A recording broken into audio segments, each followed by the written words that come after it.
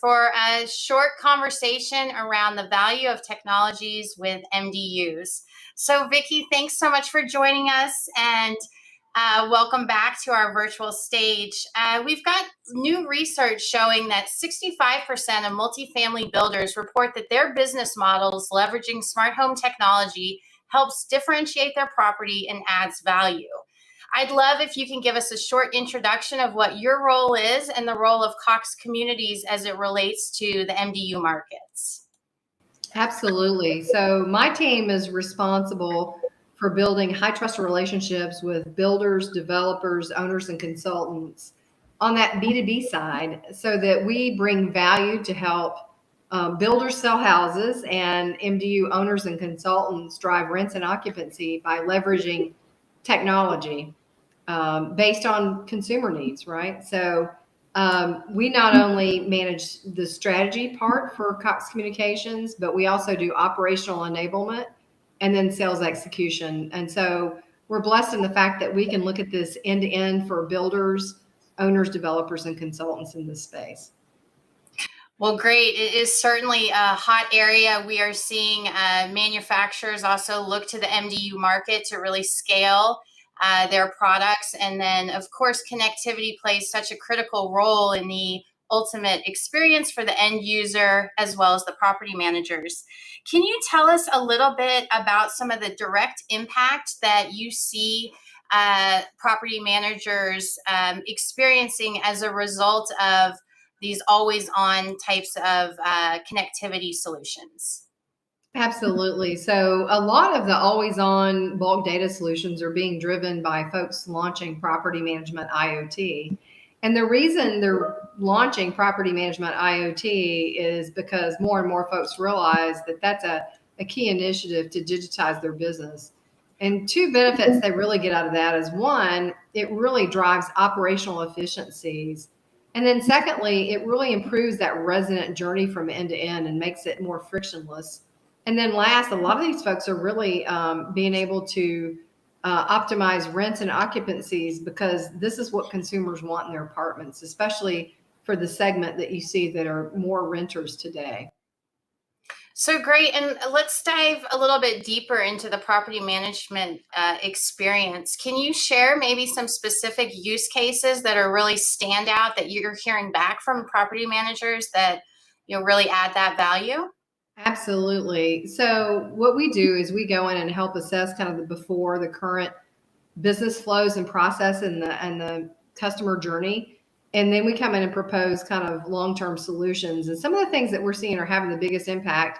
One is being able to do, scheduled tours without your leasing agent, right? So people having the ability to go online, book a time they want to see an apartment, show their ID so you know that who's saying they're coming is the person that's coming, giving them a digital access number so they can get into the apartment and being able to do that. And I know at first some of our apartment managers weren't sure that if without a leasing agent, would they close as many leases and would that be effective? But actually what we've seen from a lot of our key customers is the stats are actually better, which is counterintuitive to what you would think.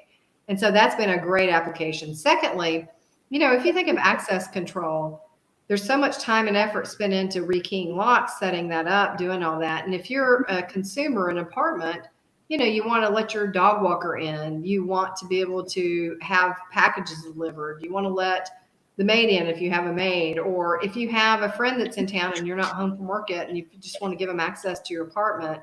The ability to give someone guest access to a digital door lock has been tremendous. The other thing is, thermostat and managing temperatures and energy management in these facilities, not only from, a lot of the folks that are renters really value having green initiatives in the communities they live in and being able to control that temperature when they're out or when they're in, but also when you flip the apartments. And so most of these applications are integrated into the back-end systems, whether that be Yardi or some other PMS system.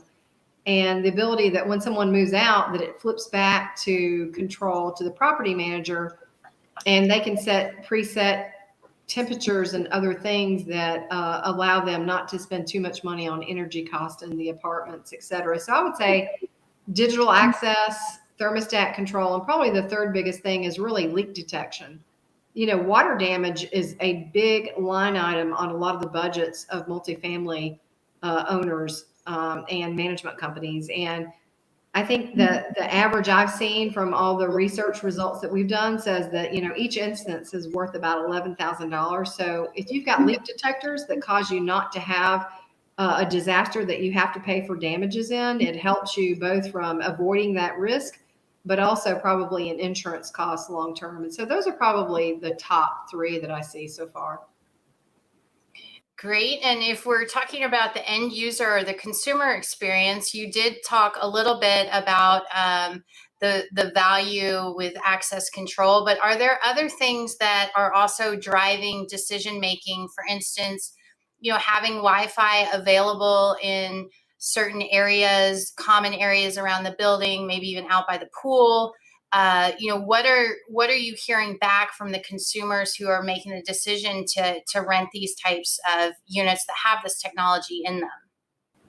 Absolutely. So we've done quite a bit of joint research, and the research that we've done wouldn't be traditional research for a telecom organization. It's research of saying if you have apartment A and apartment B that are within a similarly situated location, because location matters with apartment rentals, and the amenities are the same in both, and the only variable is technology deployment, we found that you can get as much as an 8 to 10% rent uplift, and your occupancy goes up based on several key factors.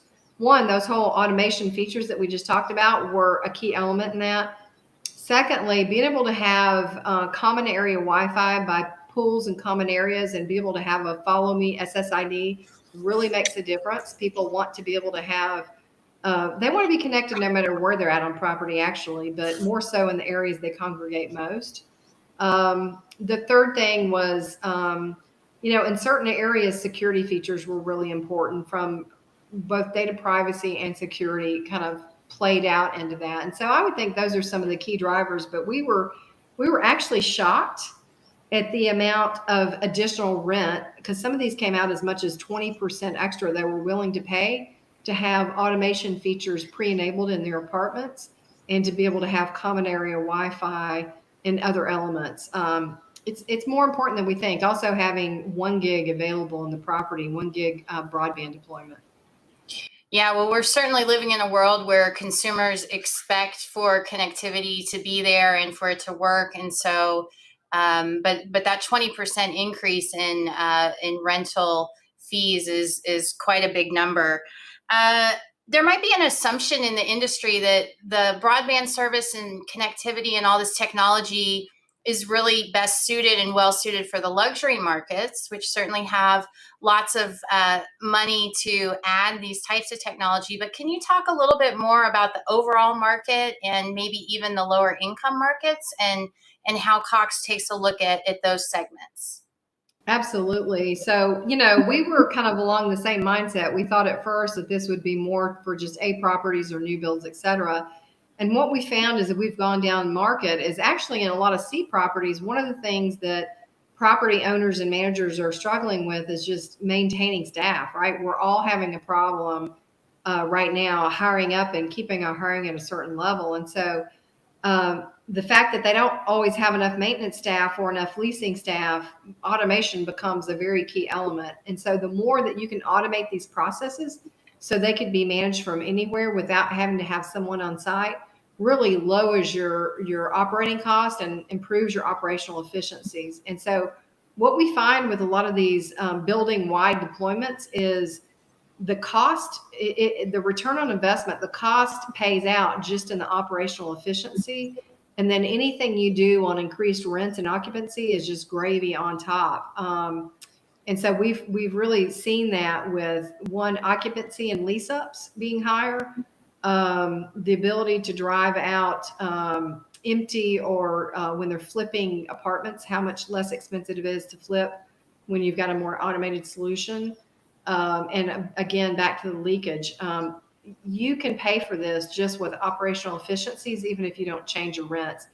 And it becomes more pronounced, I think, when you get in C properties on the whole operational piece, because folks are scrambling to have enough resources to cover the properties. Well, it's certainly a challenging time. The past year has been difficult for a lot of property managers, just even in collecting rents and that sort of thing. So anything that can help them save money, save time, save resources, I think is critical. Let's talk a little bit about the student housing and independent living markets. Can you comment on how Cox is attacking those areas, especially with maybe a lot of schools being out and students might not be at school, but of course with preparations that's coming back. Yeah, and the off-campus student housing is where we see probably the biggest push, because even though a lot of the dorms, maybe folks didn't come back, a lot of the kids, even when they were doing remote learning, stayed on the off-campus student housing, which I thought was pretty interesting. Not all of them went home. Who wants to go home when you're in college, right? Right. And the other thing we saw is bandwidth is king there, right? So deploying managed Wi-Fi so that you can shape networks and give them what they need. Being able to give full access. These kids are used to walking in and the Wi-Fi is there and it's up all the time. Obviously, your usage patterns are different. You know, a lot of times their high usage might be 1 or 2 o'clock in the morning, which is pretty interesting, versus what you would see for traditional apartments and things like that. So, you know, although dormitories took a bit of a hit, off-campus student housing is still going pretty strong. When you think of senior care, I think there's a next evolution that's coming. Telehealth solutions and the change in regulatory environment, especially through COVID and government stimulus, I think is going to play a lot bigger role in that over the next few years. Because I think telehealth and remote health monitoring is becoming a more and more important area. And I tell you, just from my own experience of going through my father and mother aging and passing, you know, it's a lot of times it's the caregiver who's interested in having some of those monitoring. You know, I think it's like, what, 85 million people are going to be greater than 65 years old over the next 20 years. And so that whole segment is growing tremendously. And, you know, on average, I think 40–50% of those folks have 3 chronic illnesses. And so being able to monitor health, make sure someone's moving around, that they're leaving their apartment, et cetera. You know, really, if you think about this next stage of what could happen, you could have alerts going to pre-chosen people to say, hey, we haven't seen any movement in the apartment, or hey, you may want to call your parent and check on X. You know, you got to be careful with the privacy, but there's probably a fine balance of helping to support people to age at home, because a lot of folks still want to do that, but yet give people the peace of mind that they're keeping an eye on their parents and that things are going well. Yeah, absolutely. Yeah, that's an area we look at closely within our research practice, and certainly a huge population to serve. And then the caretakers, the caregivers as well, helping make decisions specifically about technology that helps provide information on that person's, you know, how they're doing and all that. So huge market that is just going to start booming, I think, especially as we get integration between devices and services a little bit more set. Let's move and think about 3 years from now. You know, we've had a lot happening in the last year with the pandemic, and you know, dramatic shifts in how consumers live and work and play. And so if I were to ask you, what do you think the market for connectivity, and maybe specifically with the MDU market, is going to look like in the next 3 to 5 years?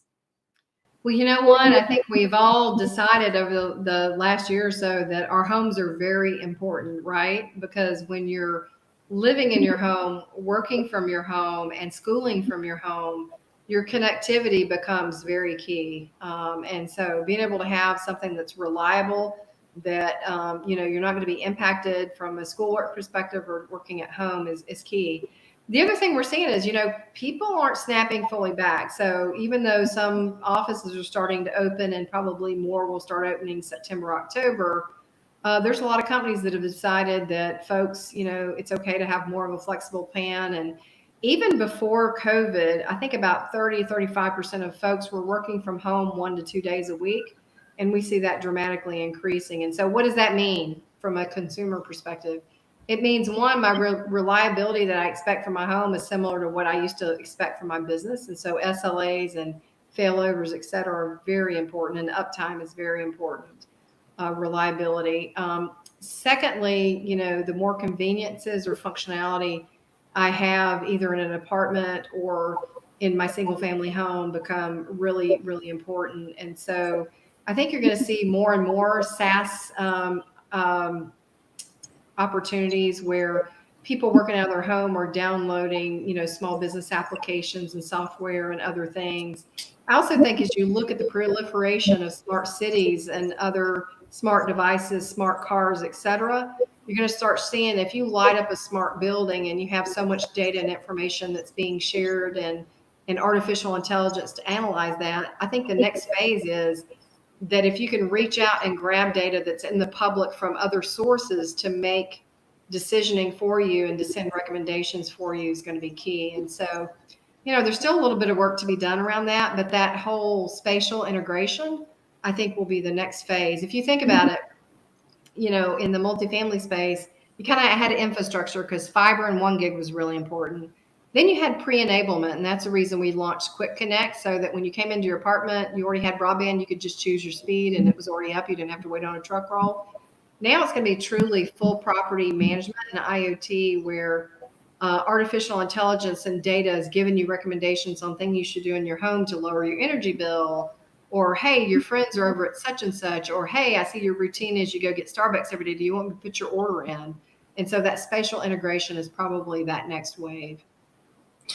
Yeah, well, it's really amazing how we are, you all are literally setting the foundation for the future of how consumers are living, and with the blurred lines that are going to continue to play between work life and home life. There's just so many opportunities there. So, Vicki, I want to ask you if you have any final comments, and also thank you again for joining us today and for Cox Community's continued support of Parks Associates events and research.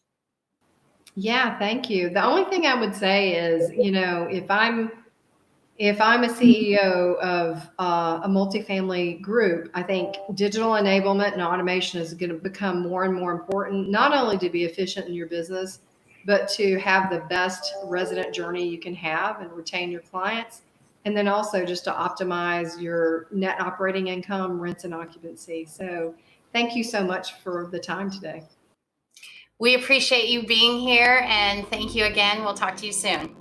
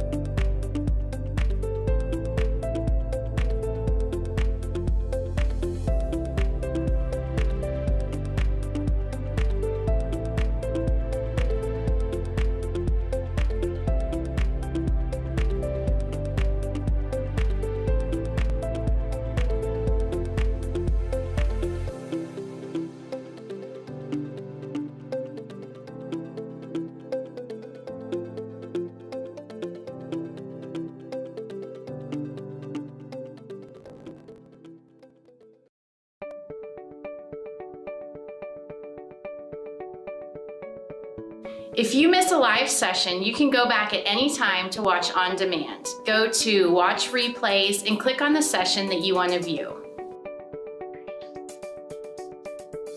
Have you created your own event agenda and swap card? Visit the Agenda and Watch Replay tabs to add sessions that interest you to your own event. You can go back to My Event to revisit any bookmarked sessions, sponsors, and items. We want to make sure that you're connecting with our industry-leading sponsors. You can interact with them by visiting the Booths and the Sponsor tab. You can also bookmark sponsors or add items to your event to view later. Sponsors have uploaded extra materials for attendees. Make sure to visit sponsors that interest you to chat with one of their team members or save documents for later. We have dedicated meeting slots set up for break times between sessions. Continue the discussion by requesting meetings from others in the Swap Card platform. Schedule a meeting with another attendee or a sponsor by visiting their page. The panelists and speakers will be addressing your questions live during the stream. During the stream, use the question tab to ask your questions early in the presentation. Go to the poll tab to answer polls that will be discussed during the live stream. If you need help navigating Swap Card, please reach out to our team by mentioning @Parks Associates in the chat box or by contacting one of our team members via our company page.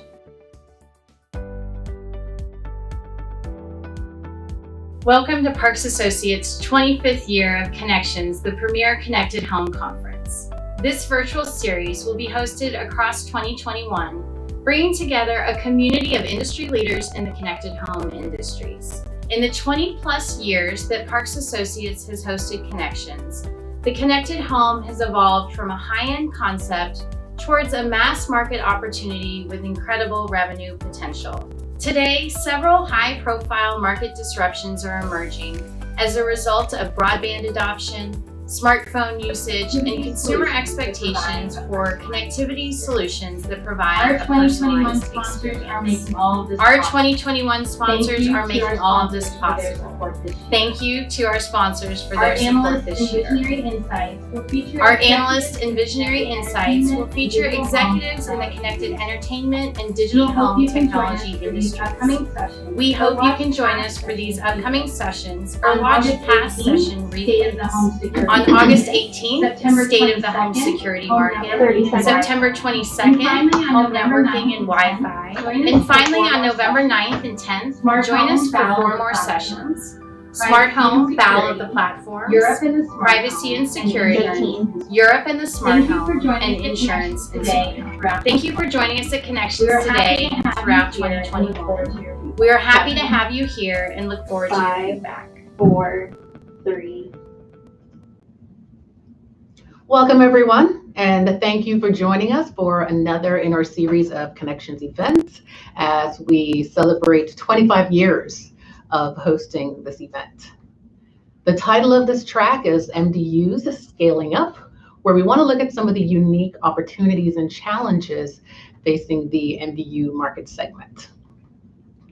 I'm Patrice Samuels and I'll be leading the track. So we'll kick it off with some insights on the topic, which will be followed by our visionary insight speaker, which comes to us from RealPage.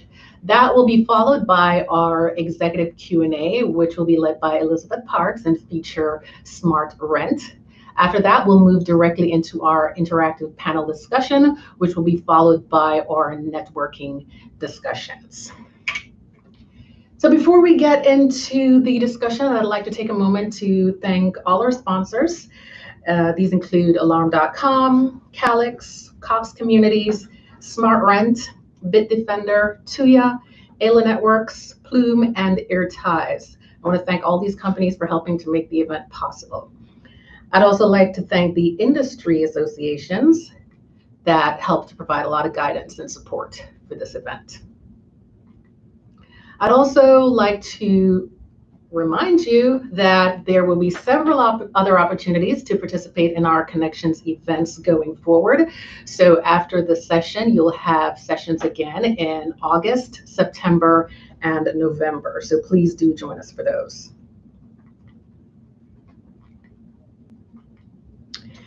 So we're talking about the MDU market, which Parks Associates defines as not only the traditional multifamily housing, but also student housing facilities, as well as senior and military housing. Now, our research shows where just over 30% of US broadband households report living in MDUs. So it's definitely a very important market segment that we all need to be putting attention to. Now, the majority of MDUs, which is about 67%, are occupied by renters and 31% occupied by owners. And generally, we find that MDU households tend to be younger, but of course, there is a broad range of households that live in MDUs in the US. Now, throughout the US, we're also finding that MDU construction is making up an increasing share of spending on new construction now nationwide. And according to the National Multifamily Housing Council, the states with the highest apartment stock are California, Texas, New York, and Florida.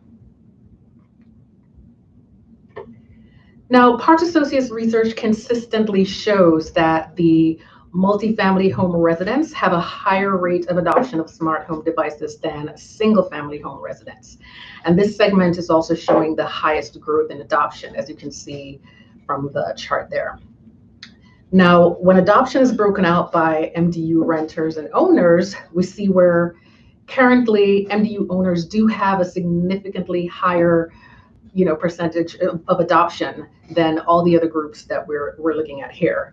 And we're finding, however, that there is a likelihood that this may change in the near term because we have several platform providers that are now emerging that are targeting this MDU market segment, and they're primarily targeting the rental properties. So we might see some changes there in terms of ownership, whether the MDU renters will start to own more devices than MDU owners or adopt more devices.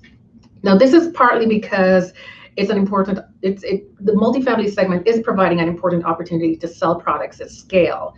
And of course, because they can leverage the broad scale benefits of these solutions to both the property manager and the residents to help to drive product adoption in that market. It is no surprise then that we've seen that just over the past couple of years, we've seen a lot of major activity among the players in the space. So in 2019, we saw where Paylease acquired Zego, which is a smart home platform. In 2020, Brevo, which was traditionally known for providing access software in the multifamily space, acquired Parakeet. In 2021, Latch, which was initially a smart lock manufacturer, announced that it was going public and is now offering a more comprehensive smart home platform. And in 2021 as well, we also saw where SmartRent announced that it was going public. So what is driving adoption among property managers? Now, Parks Associates did a survey of MDU property builders in 2020 to get a sense of the leading reasons that property managers were adopting smart home devices. And what we found was that the ability to increase rental revenues was number one. And this, of course, is particularly valuable in the cities where, there's a lot of multifamily buildings and competition is very high, and the prices have been traditionally kept low. So this gives them an opportunity to really differentiate their products and drive higher revenues for those properties. Now, increasing energy efficiency was another factor driving adoption, and this is important because what we know is that when units are unoccupied in multifamily buildings, it's the property managers who are responsible for utilities in that unit. So being able to remotely adjust the thermostat can definitely drive some savings there. Now, access control that creates savings is kind of right there on the same level with increasing energy efficiency. And this, of course, includes things like self-guided tours, which definitely saves on labor expenses. All right, then following those, you have things like tenant retention, increasing property value, and minimizing risk, which all indirectly save money or drive revenue. So we see very clearly from this chart here that the value for property managers are those things which directly drive revenue, as well as those things that help the properties to directly save on operating costs. Now, when we examine the benefits to residents, then we know, of course, that the benefits to residents are going to be different than the benefits to property managers. For residents, we're seeing where comfort and convenience are the leading value propositions. And this is definitely consistent with a lot of our prior consumer research. We typically find that comfort and convenience are some of the leading reasons for acquiring smart home devices in general, regardless of the type of residence. Then typically what we find is that safety and security will follow comfort and convenience as leading value propositions. And this is in our general consumer research. The primary difference that we're seeing here, though, is that it's in the multifamily focused research. We're definitely seeing where the energy management value proposition is rising higher to the list over and above the security and safety value propositions. And there are several reasons for this. Some of the factors that we believe influence this is the fact that a lot of multifamily communities are in gated communities, which provides some level of security. And of course, a lot of them are also in high-rise buildings where there are very few access points, which of course promotes a greater sense of security as well. So savings around access and energy management, as we discussed, are some of the leading value propositions. And of course, it follows that smart locks and smart thermostats are some of the smart home devices that are more commonly offered by platform providers who are targeting the space. And these are also the devices that in many cases are being used by property managers who have adopted smart home solutions. Now, some of the door lock use cases being promoted by platform providers include the ability to remotely provide unit access for maintenance and contractors and other service professionals that may need access to the unit. Then grant access for unaccompanied viewings or self-guided tours, as they're more commonly called. The ability to safely deliver packages is another feature that is requested and promoted. Then minimizing key replacement cost is a significant benefit of smart door locks to the multifamily properties as well. And of course, remote access control also has benefits such as barring access to evicted residents. So that's a little bit more on the security side of things. Now, the resident value being promoted for smart door locks include the ability to gain access to the unit without keys and the ability to provide temporary access to guests. Now, in some of our earlier research around smart home value propositions, we compared the appeal of different smart home product use cases among MDU residents and among the single family home residents as well, just to find out where the biggest differences were within those two markets. And for smart door locks, what we found was that the ability to open the lock with both physical and electronic keys was where we found a significantly higher appeal among MDU residents compared to single family home residents. Some of the thermostat use cases that are being promoted by platform providers include the ability to monitor HVAC systems. And this is, of course, offering the property manager the ability to address minor issues before they become bigger problems that need, that require large repair bills. Then the ability to identify system issues that lead to energy waste is another feature. The ability to remotely adjust the thermostat in unoccupied units to prevent pipe damage during the winter is also highly valued. Now, the resident value being promoted for thermostats include the ability to remotely control thermostats and to create preset temperature schedules. And these, of course, are driving energy savings as well as promoting convenience for residents. Now, again, we compared the appeal of different use cases around thermostats among MDU residents and single-family home residents. And what we found was that the biggest differences were revolving around use cases that involve the thermostat making automatic adjustments that saves money. So these tended to be higher among MDU residents than single-family home residents.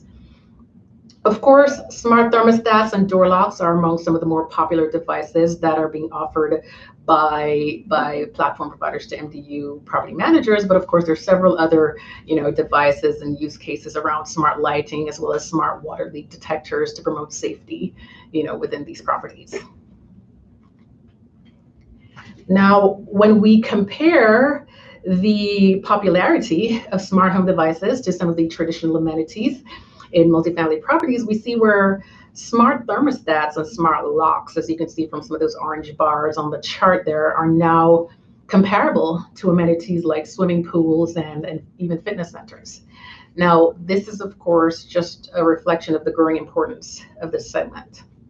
Now, as platform providers attempt to drive adoption in this market, several barriers, including the ability to integrate with property management software, have emerged. And our data is showing that 83% of multifamily builders report that the ability to integrate with smart home technology with the property management software is going to be very important in this segment. Other challenges to overcome include networking challenges, with the Wi-Fi or connectivity in general, as well as security and privacy concerns among both the property managers and residents. So I am going to pause here to see if there are any questions, And if not, we'll move directly into our Visionary Insight segments. Are there any questions that I need to be looking at? All right, so with that, I will introduce our Visionary Insight speaker, which is Henry Pye from RealPage. And RealPage has, served the multifamily market for in excess of 20 years, and have in the last couple of years made a couple of acquisitions, which are very significant. So we definitely want to hear Henry Pye's thoughts on this space and where he thinks this market is going. So, Henry.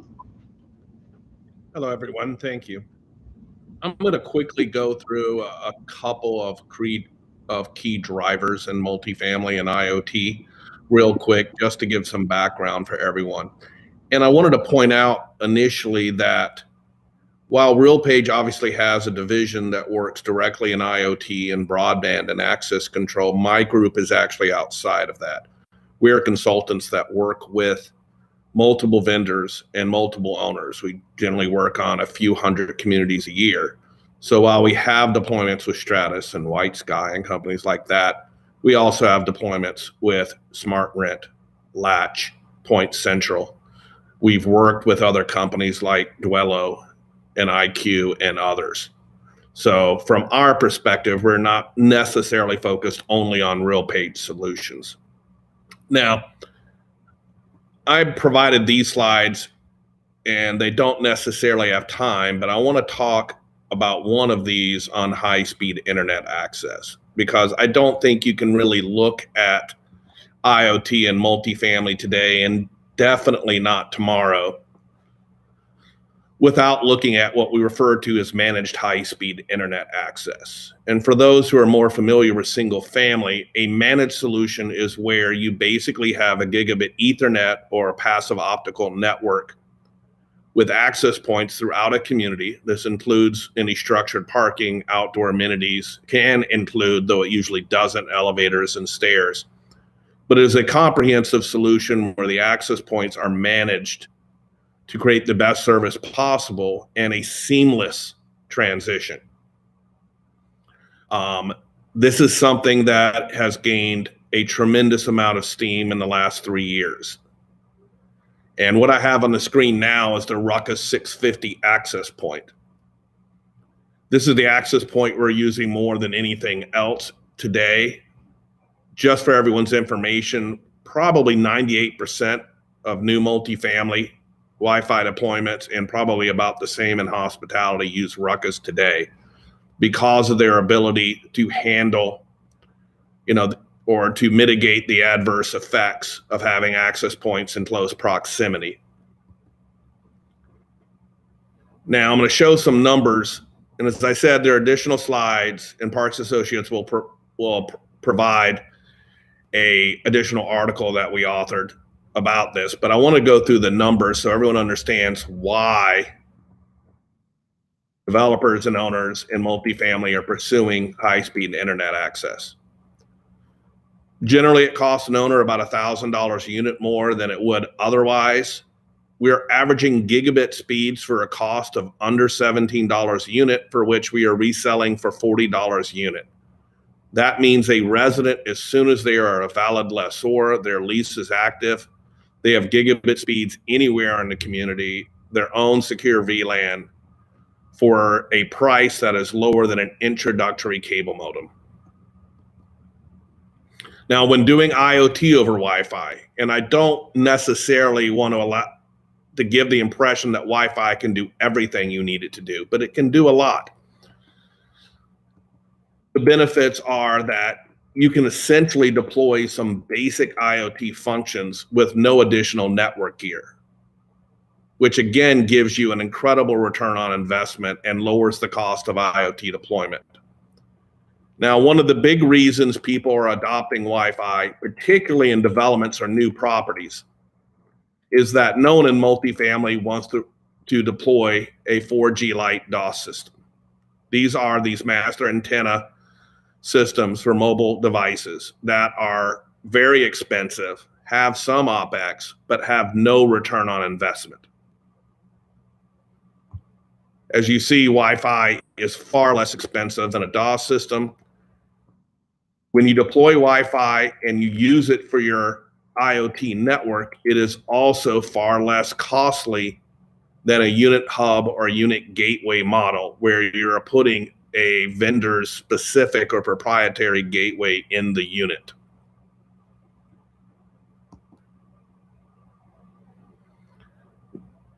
Now, these numbers are based on developments we work on. And as I said earlier, we work on a few hundred multifamily developments a year, everything from off-campus student living, market rate, luxury, active adult, senior, all the way through memory care. A few years ago, less than 5% of multifamily developments that we work on pursued managed services. It was 35% in 2019, and I'll go ahead and say that the majority of that was Greystar, the largest developer in the United States and manager. In 2020, we were up to 70%. And so far this year, over 80% of the developments we are working on are pursuing these managed services. Now, to give a quick background on the basics, and this follows closely on what someone said earlier. The first key to any multifamily IoT solution is so-called sidewalk to sofa, not soda, I'm not sure why that's misspelled, or curbside to couch, or there are a number of other names for it. But essentially, it is a single app that combines your guest entry function, your building and amenity area access, controlled parking, and unit locks. Very critical to multifamily. An electronic lock on the unit door alone generally achieves very little. And that is because those unit doors are generally behind other access controlled openings. So unless you can get someone on the floor, there's no benefit to really having an electronic lock, except maybe for the resident, definitely not for any kind of services or deliveries. HVAC and thermostats. This is the next one. It's very important to understand here that increasingly the financial justification for these thermostats are the cloud analytics enabling preventive maintenance. In high-rise and mid-rise developments or existing communities, we have building management systems that enable preventive maintenance, control, capital preservation by the on-site maintenance team. For most wood frame communities, we have never had that. We have condensers, split system electric solutions that are about as dumb as a rock. By using a connected thermostat, the IoT provider in hand with cloud analytics can begin to give actionable information to the on-site maintenance teams, allowing preventive maintenance. Getting 2 more years on a condenser, an air handler, or a heat pump is significant money to any multifamily community. Leak detection. For us, leak detection is there are really 2 strategies here. For fixtures, plumbing fixtures like sinks, toilets, showers, we generally look for cloud analytics along with APIs to the water meter in the multifamily unit. The vast majority of multifamily apartments have a water meter. You can take the information coming out of that and spot everything down to a bad toilet flap. That can be done by the IoT sauce vendor, or it can be done by the metering partner. But that is by far the best way to spot leaks and other trouble from your fixtures. Leak sensors we generally leave for water appliances, and that just depends on the type of property, the water appliances you have, and the age of those appliances. Generally new clothes washers or dishwashers don't leak a lot, and then one day in the future, they all lose their seals. I will say that it's very common for resident provided clothes washers as well as tanked hot water heaters in the units to create trouble from day one. And then lastly, and this is key to multifamily, and you'll see me mention it again a couple of times in the next few minutes, it is the APIs to the property management systems that the management company on the community is operating. And I'm going to say this again over and over, but it's the depth and breadth of those APIs. It's just not having a link to the various large providers of leasing and rent systems, be it Yardi, Entrata, or RealPage. It is also integrating broadly across the various apps and services they provide, including maintenance, communications, and payments. These IoT apps, mobile apps, are quickly becoming the one-stop shop, the one app that is given to the resident and that is used by management across the community. Now, I am often asked by multifamily owners, developers, and managers, how do I select an IoT SaaS partner? And as I say that, a lot of the IoT providers leading this are really SaaS vendors. Their strength is in the software, in the APIs. The first one is security. You're one security breach from a complete failure on a multifamily community. You know, we always ask everyone to seek SOC 2 compliance. There are a lot of IoT providers out there. There are new ones every day, and horrifyingly, it's not uncommon for the CIO of a new IoT vendor to actually ask me what SOC 2 compliance is. Most of the large vendors that you are looking at have good security, but you need to always do your due diligence. Depth and breadth of APIs. Again, with regards to the property management systems, you're looking at the number of systems as well as the depth of those APIs, but it also includes how many thermostats, different types of thermostats can you use. To give you an example, increasingly in mid-rise and high-rise, you cannot switch out the thermostat. Those developments are using VRF HVAC systems. You have to have an API via BACnet to integrate with them. Cloud analytics.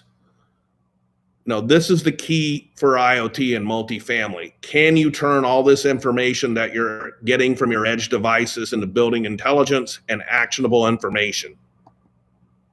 User interface. It's somewhat depressing to me the number of multifamily owners and managers and developers who select an IoT solution without ever giving the user interface a trial run. They are not equal. Now, among the large players, they're generally all good, but it doesn't mean you shouldn't do your due diligence. And then cost effectiveness. There is a bewildering variance in CapEx and OpEx cost among the IoT SaaS vendors and multifamily today, easily 500% in some cases. It always behooves the owner or the manager to do the due diligence and figure out what the related costs are before they make a solution. Now, rabbit holes. Whenever you look at this at multifamily, you begin to go down rabbit holes. And that's because a lot of the edge devices that we work with are not necessarily designed for multifamily originally. We have borrowed them from commercial. We've borrowed them from single family. We've borrowed them from hotels. For example, in new wood frame construction, many multifamily owners will not consider a lock with a motorized bolt throw. Now, most Z-Wave locks today have a motorized bolt throw, where if you hit a button, a small motor moves the bolt into the strike plate. The challenge with that is that wood frame multifamily buildings are 4 to 5 stories. The structural load generally follows down through the unit door assemblies that are stacked from the top of the building to the ground floor.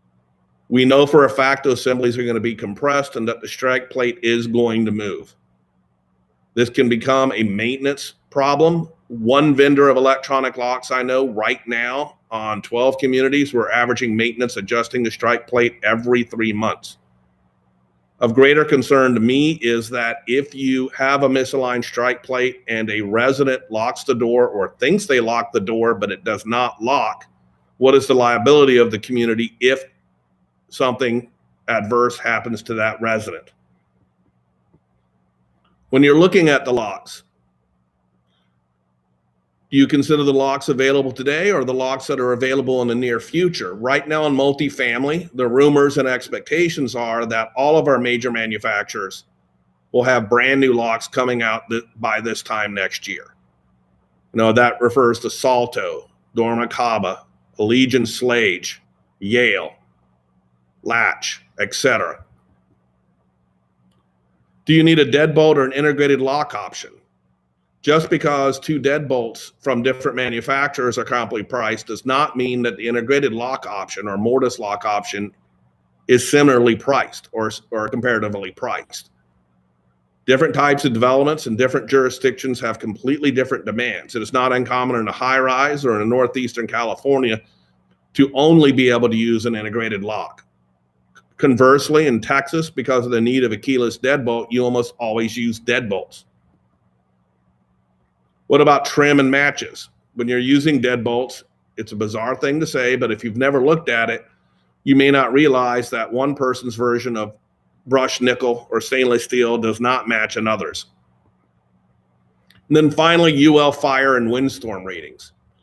This is a concern for any electronic lock that you look at.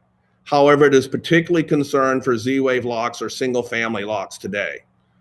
There are only a couple of Z-Wave locks that have UL fire ratings and can be used legally in any multifamily community today.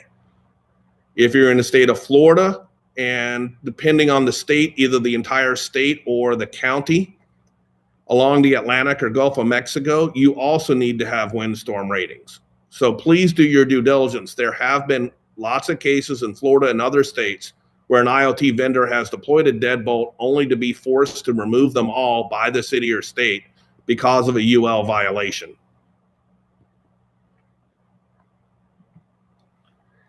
Don't forget applicability. Depending on your goals, how does that particular IoT partner and their edge devices fit your community strategy? Again, to use locks as an example, if you're building a concrete or steel building, or you have a wood frame building that's more than 5 years old, I don't have any concerns with an automated bolt throw. Dependability. What is the historical reliability of the devices they are using? And then, is your IoT SaaS vendor giving you enforceable contractual service level agreements? How have the locks performed at other communities? Who warrants that lock if you have a problem? How good is the RMA process? How long does the warranty last? Exit strategy. This is where proprietary equipment can become a challenge for an owner. If an IoT partner can, by using proprietary equipment, effectively lock up a community for decades, effectively making any change of partners cost prohibitive.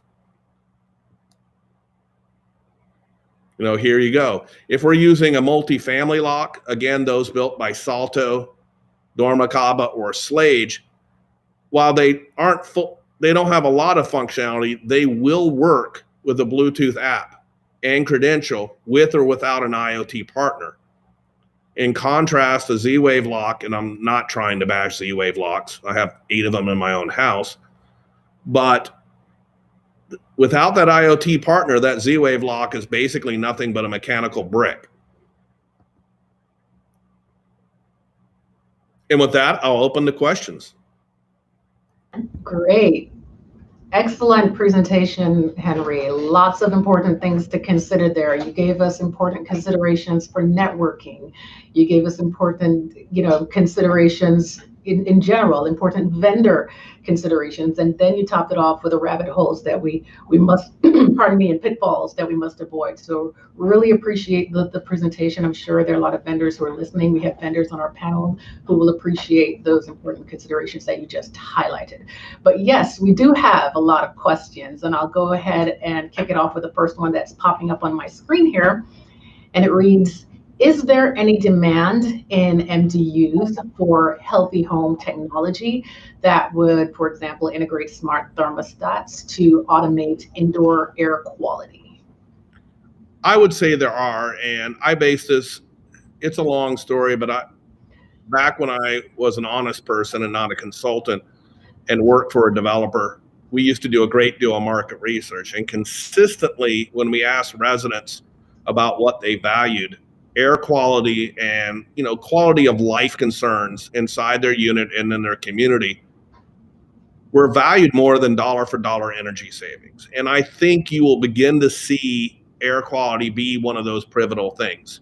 As many people have said, and I reiterated right now, that curb to couch or sidewalk to sofa access control, HVAC, and leak detection are kind of your three legs of the stool.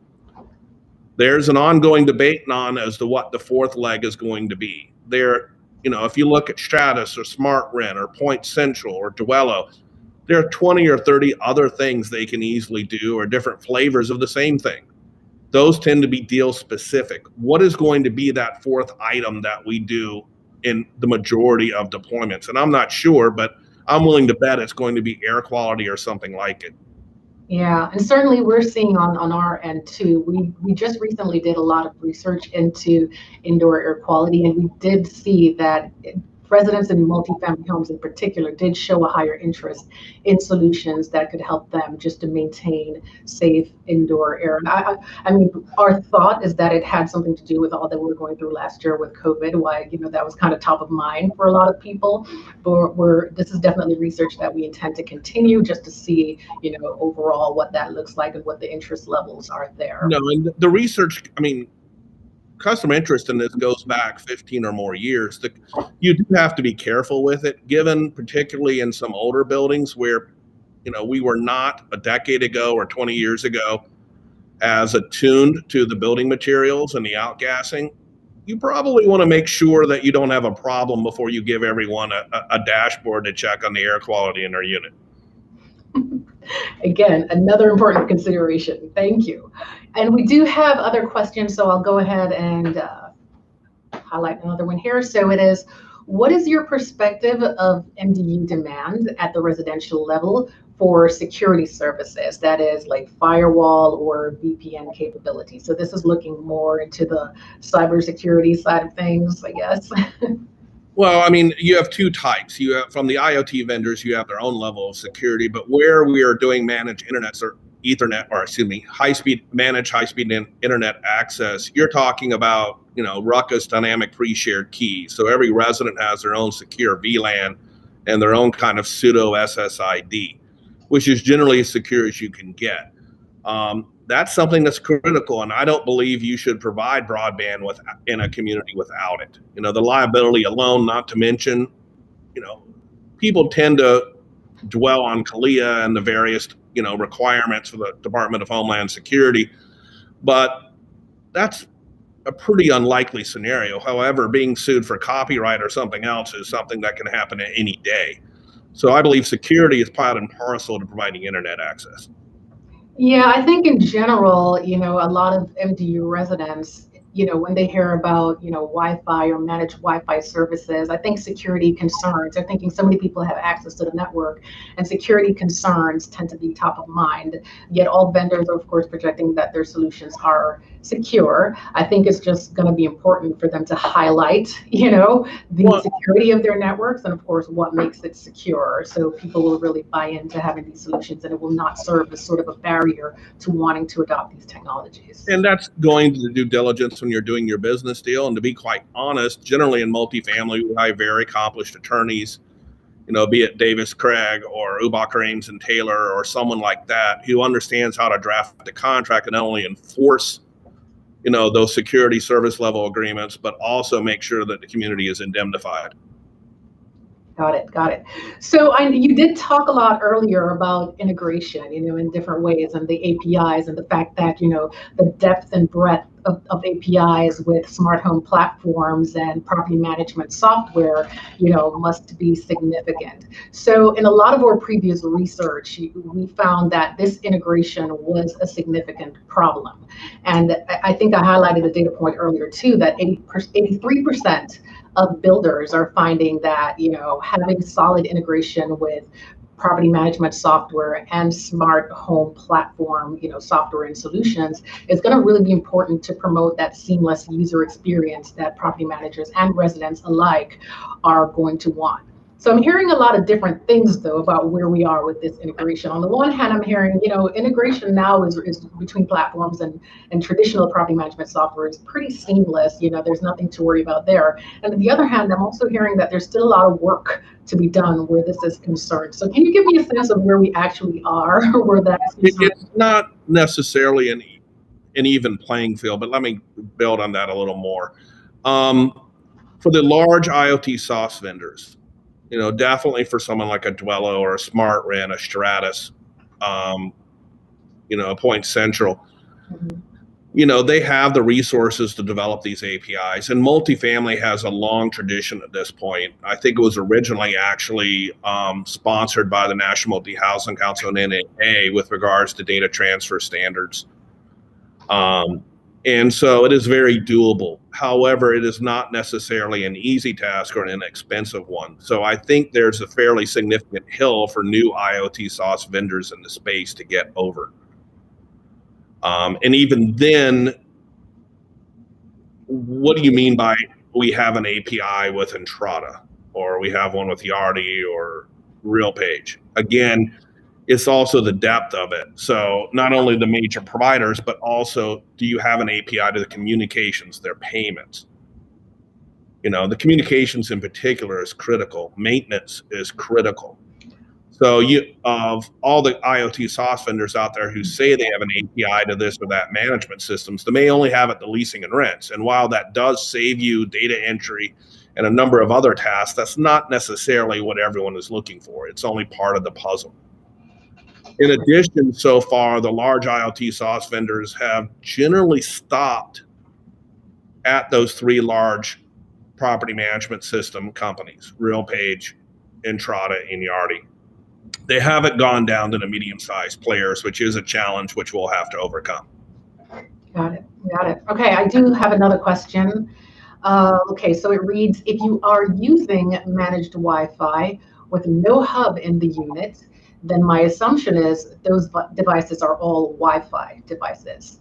I assumed most installation of devices were low power like Zigbee and Z-Wave. So I guess this person wants a little bit of clarification on the types of devices or the types of networking protocols that the devices in units that tends to be accurate today. However, you have to understand the Wi-Fi equipment we're deploying has Bluetooth and Zigbee today. You can add LoRa, you can add CBRS, you can add a lot of things, and you will see the next generation access points next year covering even more radios. The idea isn't necessarily that we prefer Wi-Fi over anything else. It's just that multifamily owners and developers, we can't afford to build out a unique network for every technology solution on site. We're trying to build out outside of life safety, very importantly, we're trying to build out a single multi-solution network so we can afford to do it correctly versus being bled to death by using unique networks for every solution, not to mention needing a unique network for any new technology solution. We do it correctly up front, we lower the cost of construction and we lower the future cost of future technology solutions. But I by no means think Wi-Fi is going to do everything. And I don't want to kick off the debate between Zigbee and Z-Wave today. However, if you're looking at multifamily, I would pay a great deal of attention to the development of LoRa. At a minimum, LoRa is going to play a huge role in multifamily with regards to utilities. I think it's going to do a lot more, especially in the retrofit of existing communities. Okay, so we'll continue to see multiple protocols then, but LoRa will definitely be having sort of a more significant role going forward. Yeah, the big goal is for us to have those all those solutions, all those network protocols over the same infrastructure. Got it. Okay, so one more question if we can take it real fast, and this seems like a longer one, so let me try to get through it. Entrata recently announced integration with Samsung smart appliances via SmartThings. Do you see major smart appliances, and in particular laundry and cooking appliances, to be part of the connected ecosystems for MDUs for and preventative maintenance? Do you see the appliances coming into play here? I qualified yes. The challenge has not been the desire or the interest or really the value of it, or the ongoing value of it. The challenge has been the cost of those appliances up front. Construction budgets and rehab budgets aren't large. We can't just buy whatever we want. And unfortunately, for now, those connected appliances are significantly more expensive and are generally being VE'd out. I probably look at this 30 or 40 times a year with different developers. And at the end of the day, they end up with a stupid appliance because it's half the cost. As you get lower price, more competitively priced appliances that are connected, I think you'll see the adoption ramp up. In other words, the interest is there, the ongoing value is there. It's just the upfront cost for those connected devices is still a bit prohibitive. Thank you. It makes sense. Well, with that, we will wrap it up. We are just up on our time to close this session. Again, certainly a lot of important considerations there to take away that we definitely all appreciate. So thank you once again, Henry, for your perspectives on this market segment and the things that we need to be looking out for as we try to, grow the smart home market in multifamily in MDUs. All right, and with that, we will transition to our executive Q&A segment, and this will be led by Elizabeth Parks, and it will be featuring Demetrius Barnes from Smart Rent. So we're going to take a moment and transition to the executive Q&A. Parks Associates Smart Home Tracker is an annual service that includes multiple deliverables from our Smart Home Analyst team. Subscriptions include a quarterly Smart Home Tracker, biannual Smart Home Market Sizing, and 4 hours of analyst consultations annually.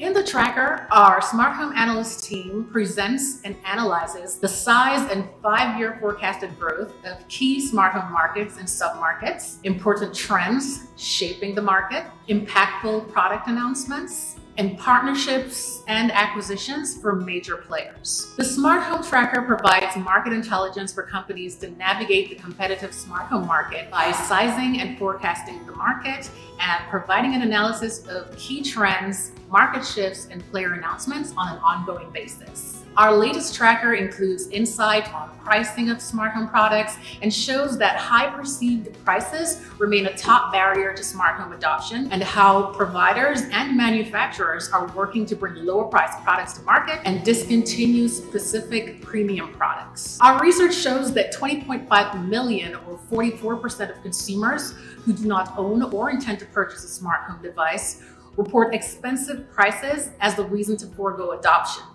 This is followed by a perceived lack of benefits and data privacy concerns. Perception of high prices is a key barrier to smart home device adoption, but it is also tied to the perception among non-owners that smart home devices do not offer any benefits to their lifestyles. Device manufacturers in the smart home market are evaluating multiple strategies to address the leading adoption barriers. Companies are betting that getting one device in the home, even as a loss leader, will convince consumers of the value of smart home devices and inspire future purchases. Our tracker provides invaluable insights into new industry developments, married with analysis from our consumer survey work. To learn more about this research, please contact sales@parksassociates.com.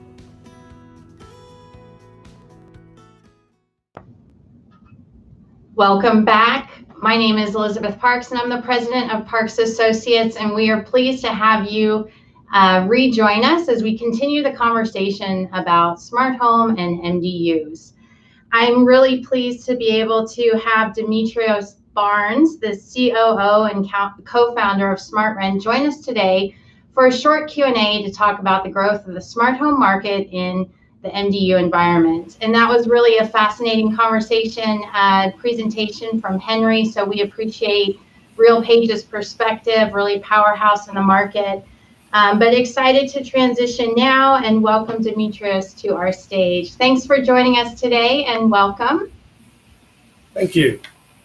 Great. So Smart Rent is truly a powerhouse company that just recently announced in April it will go public in a merger with Fifth Wall Acquisition for a combined value of $2.2 billion, and recently got information about your deployments of over 32,000 units in the first quarter of 2021. So congratulations on your success in the first start of this year. And we want to go ahead and start out and see if you can do a quick introduction of your role and the company, and then we'll get right into some questions. Yeah, absolutely. First, again, thank you, Elizabeth, for that intro, and thank you all for tuning in. So again, my name is Demetrius Barnes, co-founder, chief operating officer for SmartRent, where we do smart homes and connected communities. As of today, we are supporting just about 250,000 units across the country, supporting well over a few million devices at this point, and a large number of users around the country. As we talk about what SmartRent is, what I do specifically is I focus on implementation, training, support, really anything that's going to engage our client base into using our platform the best way, and also ensuring that you have a terrific experience. So great. Thanks for that introduction. And let's get right to it. You know, we have been experiencing dramatic changes at work and at home in the past 18 months with the pandemic. And really that has changed the perception of the value of technology. So I want to start off with just talking about the impact of COVID-19 and how builders, property managers, owners, and residents are really rethinking what technology can do for them in their lives. So how have you guys seen this market shift in the past 18 months? Yeah, no, great question. It really starts with two very different sectors, and to begin, that's access control. And what do I mean by that? As I stated in the intro, we're all about delivering a smart community now, right? A completely connected environment. And so when I think about the pandemic, there was still a lot of education going on in the space. Getting folks to understand the benefits of this type of technology. And when I think about it today, the education period is over. The demand is at an all-time high. And so when I think about access control and the deployments that we're doing with our online system there, as of today, we're installing just about 7 common area doors per property in every single deployment that we're doing at this point.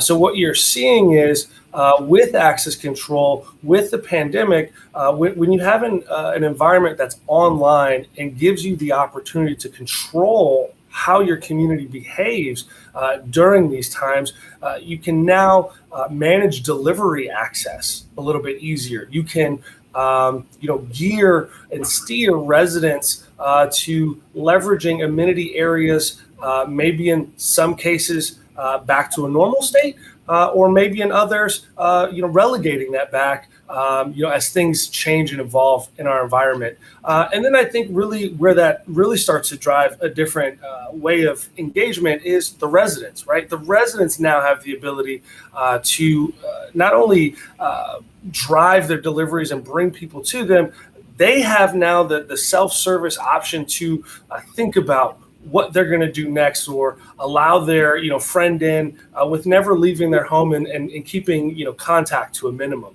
So I think that's really the first anchor here of how things have changed. It's we're out of education, we're into demand. But I think the other thing that's really evolved since my day as a leasing agent to today is self-guided tours. When I think about self-guided tours through our platform, our prospects they're walking up to our SmartRent communities, 31% of the time, those prospects are touring immediately without engaging, with a leasing agent, without going through the typical meet and greet process. They're going straight through the front door or through the gate, potentially even learning where their parking space should be, taking a tour path on a digital map, all the way to the unit. And so I think that overall experience is something that we may have been a little bit more reluctant on as an overall industry, and COVID has definitely changed that. Well, certainly the consumer experience has shifted dramatically, and I think there are certain things that are going to stick around as there are just changed expectations on how things can get accomplished. And certainly self-guided tours is one of them, and the ability to go in and out of a home without necessarily being there, or allow access for different people, whether it be maintenance workers or friends of somebody who might live there. It really is a different experience that consumers are having now directly as a result of connectivity. And as Henry noted earlier, the important role of broadband in the multifamily and MDU market can't be underscored, because without that, a lot of this doesn't work out. So let's talk a little bit about just in general the growth of home services and that role of connectivity, and how important does SmartRent, what's the importance of connectivity within your solution, and overall making things work? Yeah, absolutely, great question. And I want to pick on that previous panel with Henry, because I can't state it better than what he said. This is just something everyone is thinking about. Every new deployment, almost any community that existing community that has been around for 20, 30 years, that are finally coming out of these, large contracts for cable, phone, so on and so forth. It's giving operators the opportunity to, really restate how they're engaging with their residents, and I couldn't agree more in the sense that Wi-Fi is here. It's what you should be thinking about, and it's not just Wi-Fi, but it truly is the line that's coming into the community.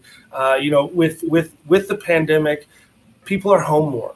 People are engaged more. Whether you're in school, working, or essentially enjoying, entertainment with streaming devices, video games, so on and so forth. So it's absolutely crucial. And something else that Henry brought up is the security behind that, and deploying things like or technologies like Ruckus to really make sure that you have a secure environment. All things that we couldn't agree more with. So when we think about connectivity and how important that is for us and our solution, first and foremost, our device does come with a cellular chip built inside. It's a super SIM, so it actually has the luxury of riding on multiple networks to find and give off what is that best connection. But again, Wi-Fi is absolutely crucial. And so if you happen to have a community that does have Wi-Fi, we of course will leverage that Wi-Fi to maintain an always-on connection, and then leverage our cellular in case of an event of Wi-Fi outage. But if you don't, that's okay as well, because our cellular chip is going to ensure that you have connectivity through that vacancy period. And then we engage with the resident and ensure when they're now occupied through the app, we prompt that resident to join in Wi-Fi. And so, when I think about that holistically, we also then have, Z-Wave. We talked about, or you guys talked about Z-Wave in the last panel. So our hub is Z-Wave based. We also engage with products such as LoRa, so, what Henry mentioned as well. So connectivity as a whole is absolutely crucial. And we also then take a very modular approach to connectivity. So, maybe we're coming in after you've already engaged with the vendor, and things may be a little bit different than what our preferences may be. So we have the opportunity to ensure and change out various aspects of our hub to account for the connectivity that could be in place. Okay, that's great. And Demetrius, I want to continue on this line of questioning, but I do have some audience questions already, and so I'm gonna go back and forth here a little bit. And as a reminder, if you have questions, please go ahead and send them in, and we will integrate them into the conversation. So I'm going to go ahead here with an audience question. Undoubtedly, many new MDU residents have lots of DIY smart home products that they bring with them when moving into a new apartment. So how do MDU property managers best manage this scenario with almost that bring your own device now into that environment? That's an absolutely fantastic question. And I'll piggyback off the last, environment. If you have, an overall Wi-Fi network for your community, that is something, of high grade. It's only going to make that process for your residents, bring those consumer, typically Wi-Fi connected devices. It's going to make that transition for those residents a lot easier. Well, holistically, when you're thinking about deploying a smart home environment to your community, you want to start with the core infrastructure. You want to have the lock. You want to have the thermostat, asset protection, in the form of leak sensors. You can get a little fun with it, with the form of light switches and smart plugs, which only creates that infrastructure so that your residents aren't necessarily removing a smart lock in place of their own smart lock. So what it does do now is it keeps what those residents are actually going to connect to, things that they can plug and play, typically aren't going to require infrastructure changes, drilling, so on and so forth. So, I think, again, holistically, if you do have a Wi-Fi network, it's going to make that resident experience even greater. But when you're working with an IoT vendor, you should be focusing on the infrastructure so your residents aren't looking to change out the thermostat because it's not smart. We all know that they will. I even add things such as, doorbell cameras. We're one of the only partners that works with Ring Doorbell. So you're thinking about that as well, really expands on what that resident experience could look like. Okay, that's great. And that leads into sort of going a little bit deeper into the conversation on the challenges for the property managers or owners of the buildings in understanding the complexity of the landscape and, how to make a decision on effectively, as Cox Communities would call it, future-proofing their environment for their renters or MDU owners. So what do you see as one of the most complicated things in the business transaction with the property managers? Great question. And I think there's two distinct ways of thinking about those challenges. There's naturally an infrastructure and hardware challenge at play. As Henry spoke about, the last thing you want to do is get locked into proprietary hardware. And by proprietary hardware, I don't necessarily mean a smart hub. There's a lot of us that have a smart hub or some type of smart gateway to allow us to talk to different devices. But really, when you're thinking about a proprietary lock, a proprietary thermostat, those are things that you're not going to have the capital, within a year or 2 years if you decide to change vendors that are really going to hurt you. But let's leave those types of devices alone, and let's think about, again, that infrastructure. So when you're thinking about how do I deploy this in the most scalable way, again, I have to go back to Henry again. Wi-Fi is definitely a way to go. We personally deploy Wi-Fi networks as well. We also have a lot of great partnerships out there, folks like Airwave and others, that we can really create the network that allows change and difference into the different types of devices that you bring into your environment.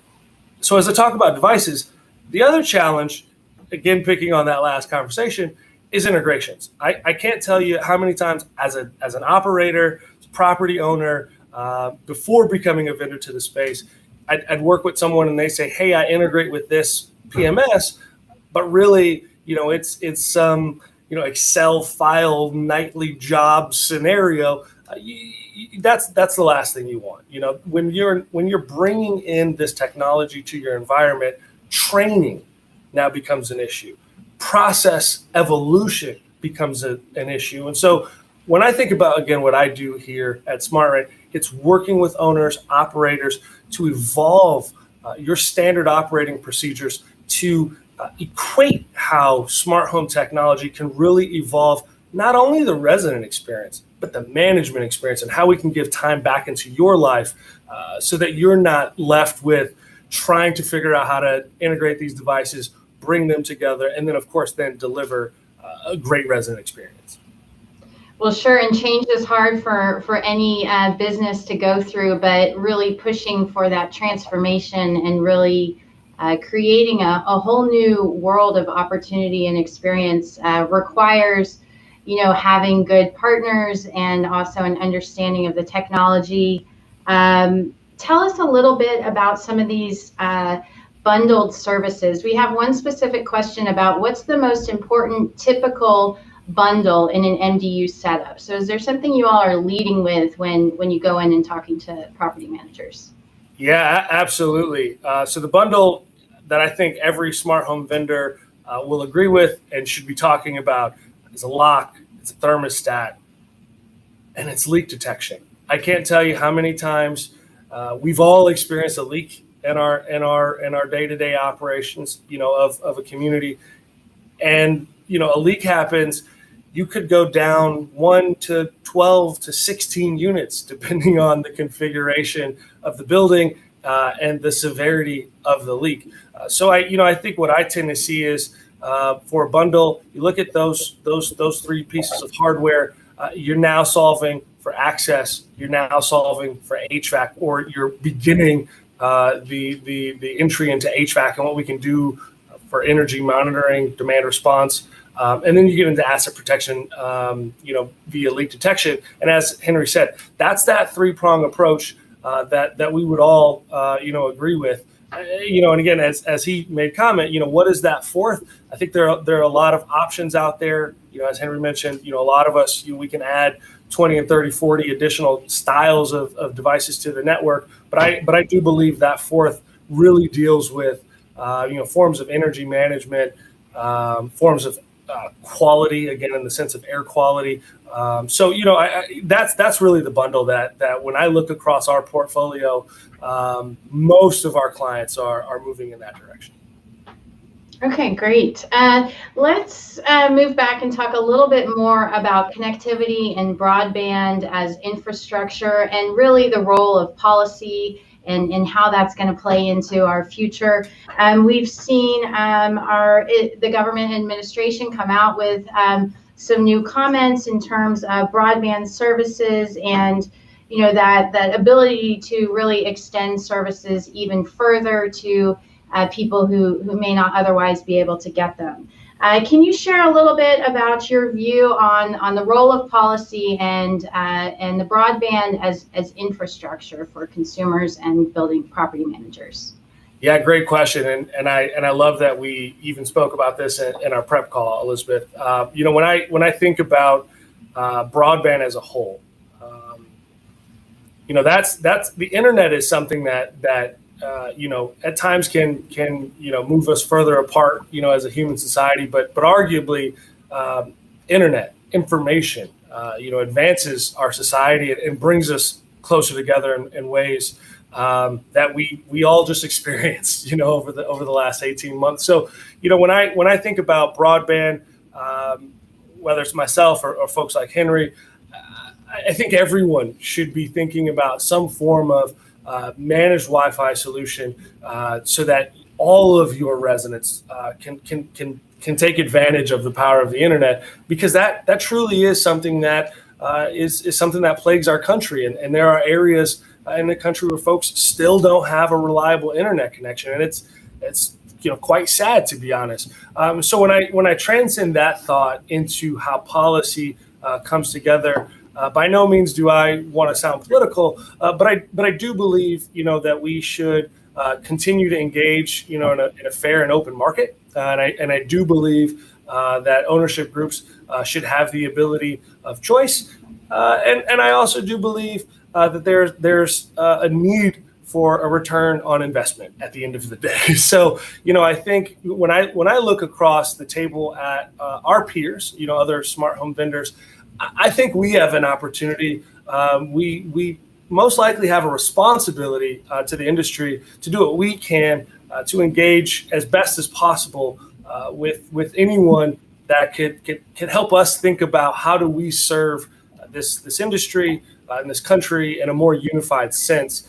So without starting my campaign run, I would tell you, I do think there's an opportunity for all of us vendors to come together and figure out how to work together so that we can provide a great experience, for our clients and customers.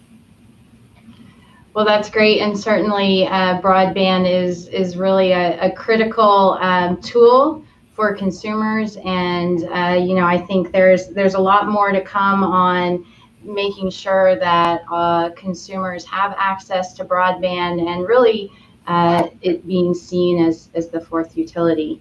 So let's talk a little bit about any specialized MDU environment. So, multifamily is certainly there, but is there any comments on student housing or independent living or other types of housing besides, the traditional apartments that we're focused in on? Yeah, absolutely. And once again, a great question. So before starting SmartRent, myself and a few of the other founders, we all spent a decent amount of time in the single family space. And I think when I look at the SFR space, the single family home building space, that's a market that is arguably been pretty progressive, in their deployment of smart home tech, the way they're managing, their assets. And I think that does transcend to, as you mentioned, assisted living, senior living, student housing. And I guess I'll pause with student housing. If any student housing operator out there is not deploying smart tech, I challenge you to ask, who your demographic is, and it's kids, from 18 to 22, 23. So we know that that age group utilizes smart tech the most. When I think about that, I think of my 13-year-old son, who probably hasn't touched a light switch or anything in the house. He talks to me, through his smart speakers. So, when I think about student housing, I think there's a fantastic opportunity there. I spent some time at a student community here in Arizona, Tempe specifically, and I think about move-in day. We'd have, or move-in week rather, where every day we've got 60 to 90 move-ins happening.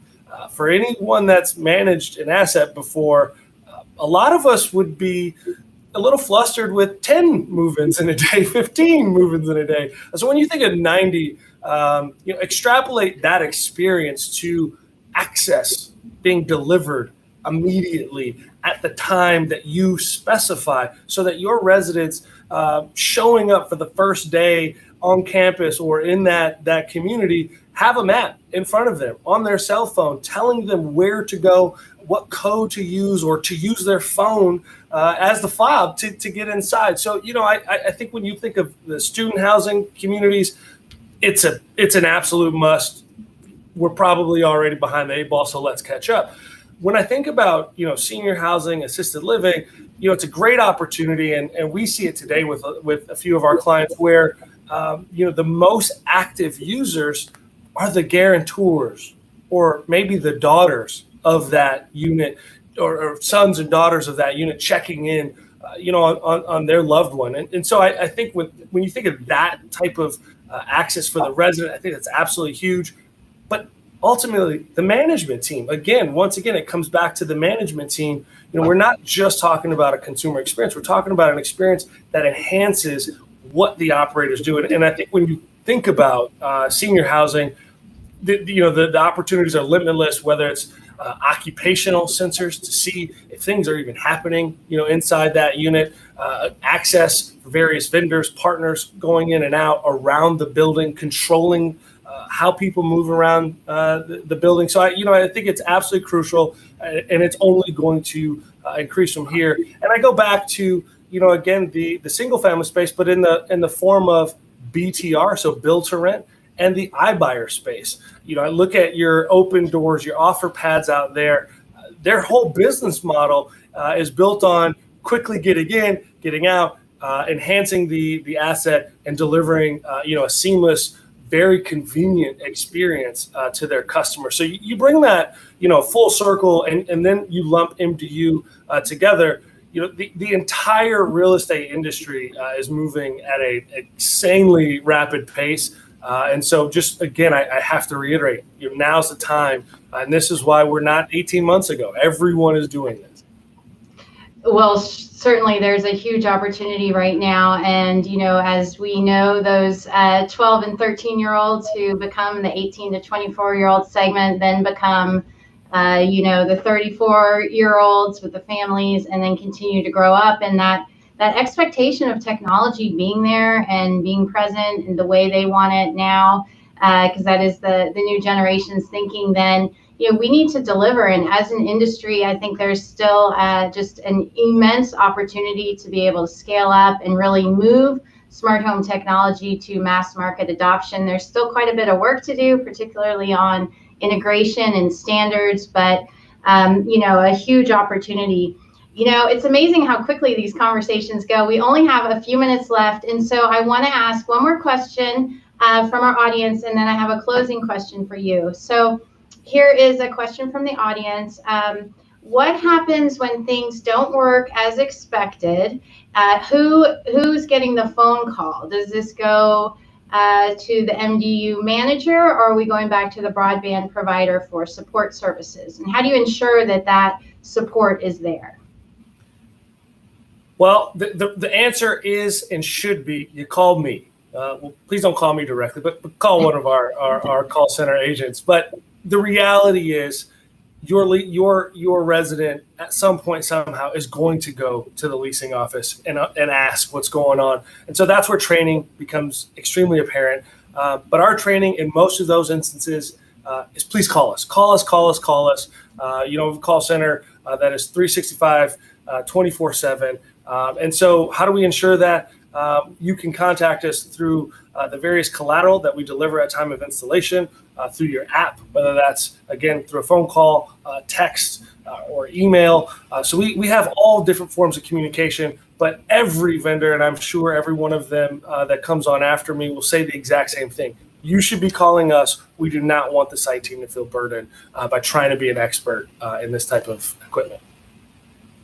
Okay, great. And last question for you is really looking 3 to 5 years ahead, which is hard to do because the industry moves quickly, and then some things happen like a pandemic, which changes the trajectory of everything. But tell me what you think the next generation of smart home technology in the MDU markets. What's that going to look like in 3 to 5 years out? Yeah, absolutely. Great question. And I'll try and keep it brief because I know you've got another segment. But, when I think about what we're trying to do and I think what others are, it's only furthering the holistic product offering. Again, whether that's, more digital mapping techniques, again, our partnership with Ingrain, whether that's sophisticated automated parking solutions, that we're delivering. I've said it again. You've heard it before me. You'll hear it after me. Managed Wi-Fi, that should be a thing on everyone's radar and should be focusing on that now, for the foreseeable future. And it's also, being able to offer a flavor for everyone. I think over the last 4 to 7 years, you kind of had to choose your smart home partner based on the hardware tech that you're looking for.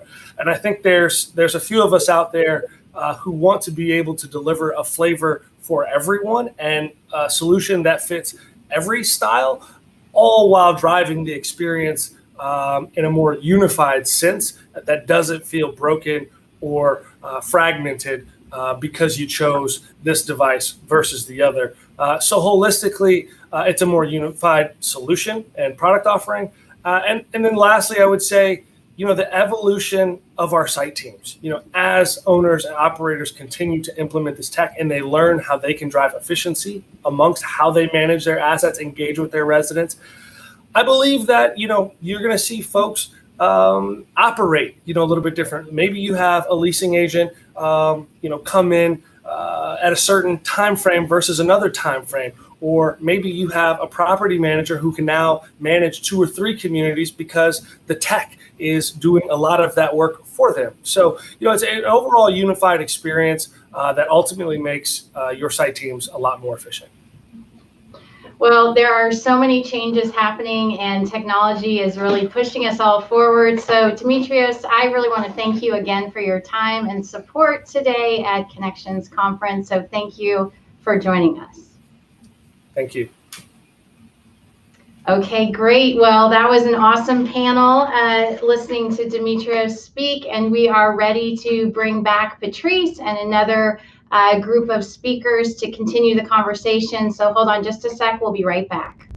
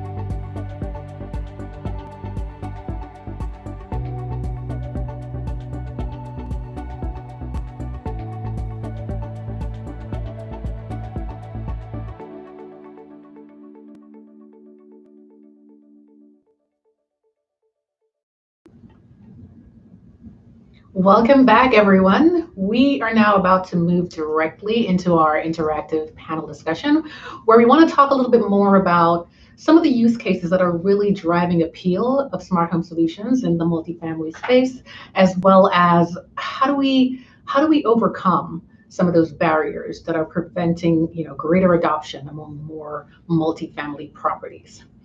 So we have a large panel of 6 panelists right now who are going to have that discussion. They all occupy different spaces within the multifamily environment.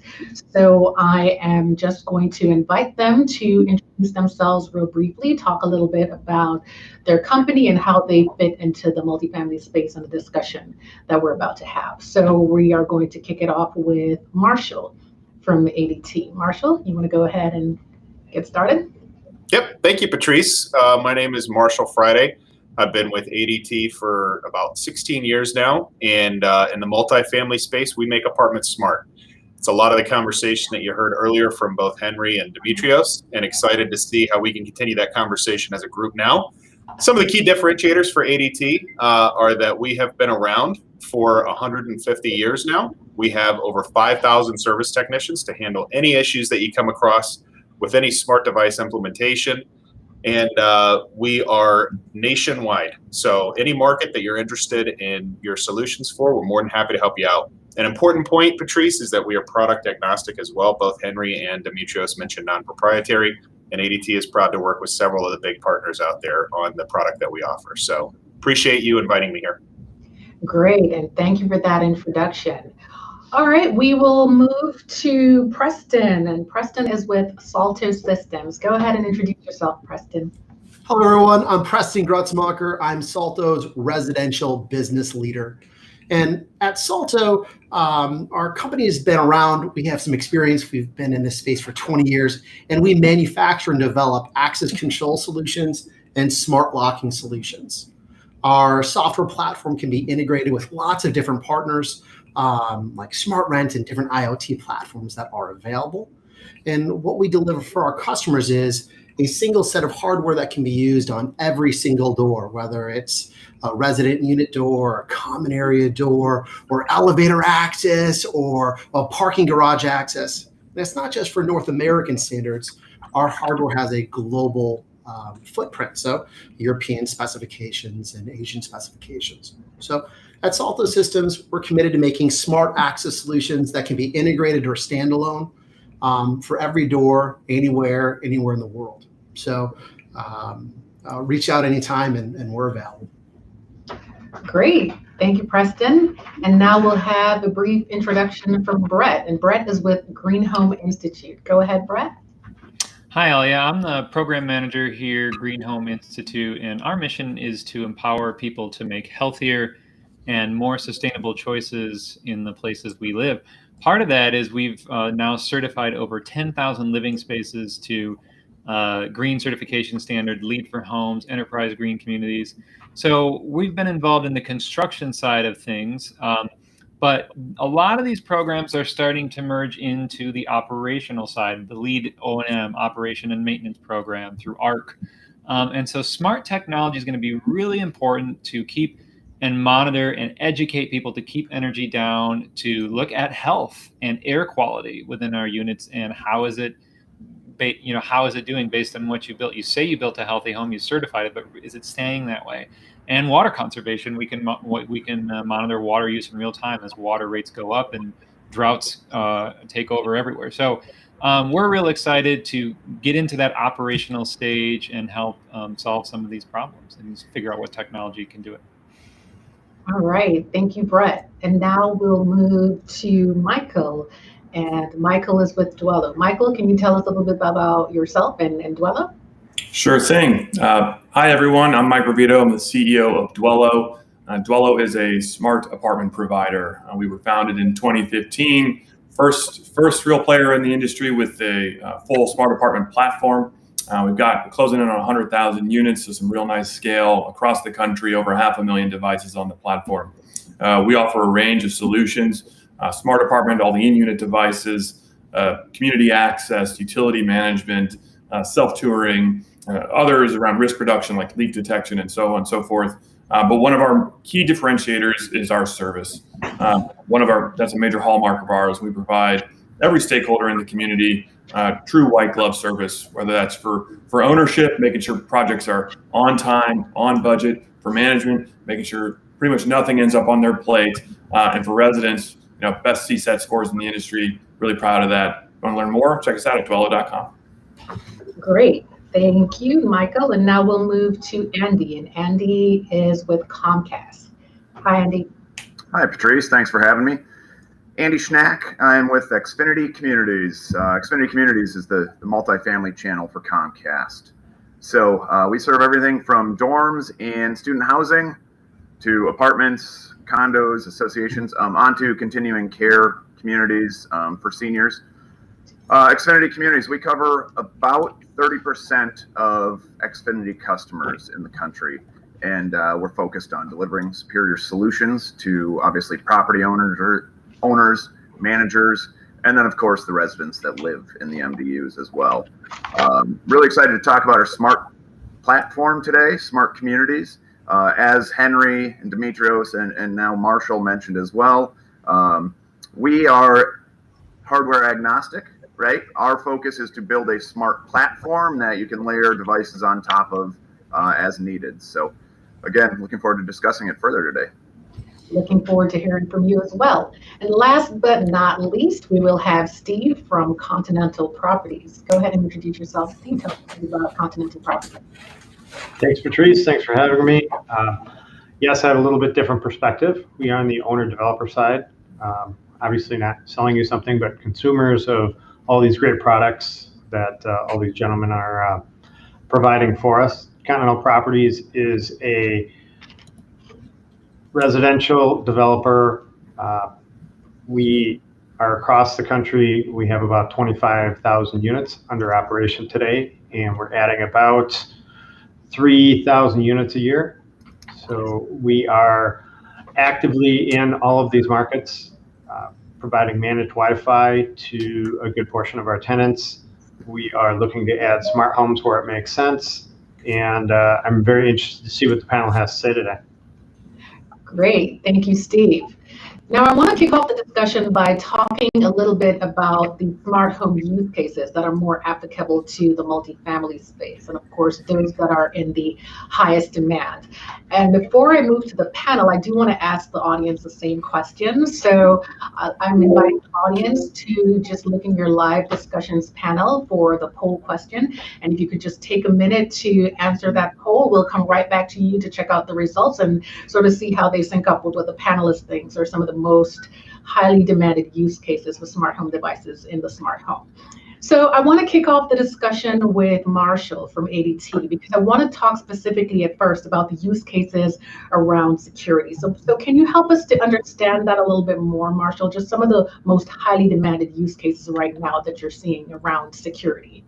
Absolutely. And we've been in this space for a long time, Patrice, and it's been an evolution for us, right? We didn't start off in the smart home space. We evolved to that and met the demands of the consumers. And kudos to a lot of the folks on this panel who started off in that space as soon as the demand started to rise. When you think back, though, to the security use case, it's definitely an interesting addition to smart home where a lot of our clients are not brand new A-class developments. They're B and C properties. They're trying to compete in the space that they're in and the markets that they're in. And security is still a real concern for some of those folks beyond just a door lock, just a thermostat. It's probably about 50% of our mix right now where people are saying, hey, we want smart home, but we also want the backing of a big security provider as well. So it's interesting to see crime hasn't slowed down with the advent of smart technology. It's still there. It's still persistent in a lot of the major metro areas. So it's something that we've continued to offer, even though we're seeing a shift more towards smart home. Oh, interesting. Well, can you tell us a little bit about some of the energy management use cases as well that you're seeing in this space?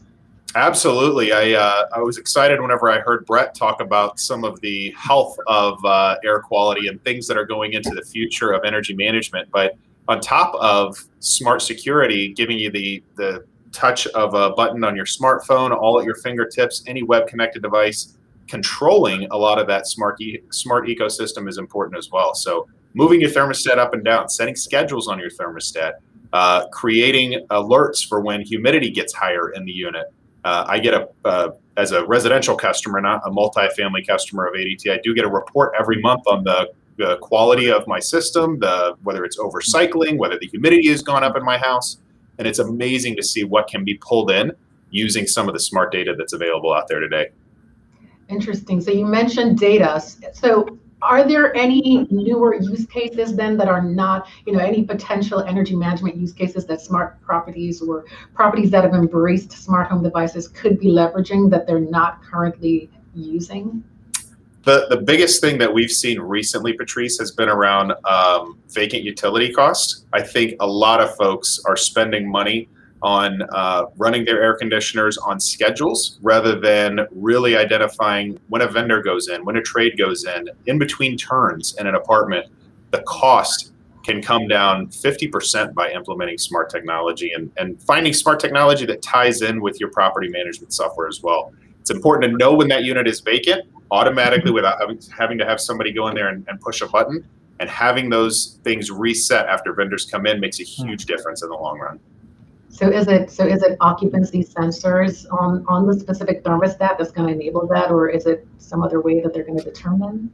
It's actually tied into the property management software. So when someone says this unit is now vacant, all new rules start to apply to that. When they say somebody's moving back into unit 101, those rules are deleted and the resident gets to choose their own rules for that because they've taken on the cost of that utility now.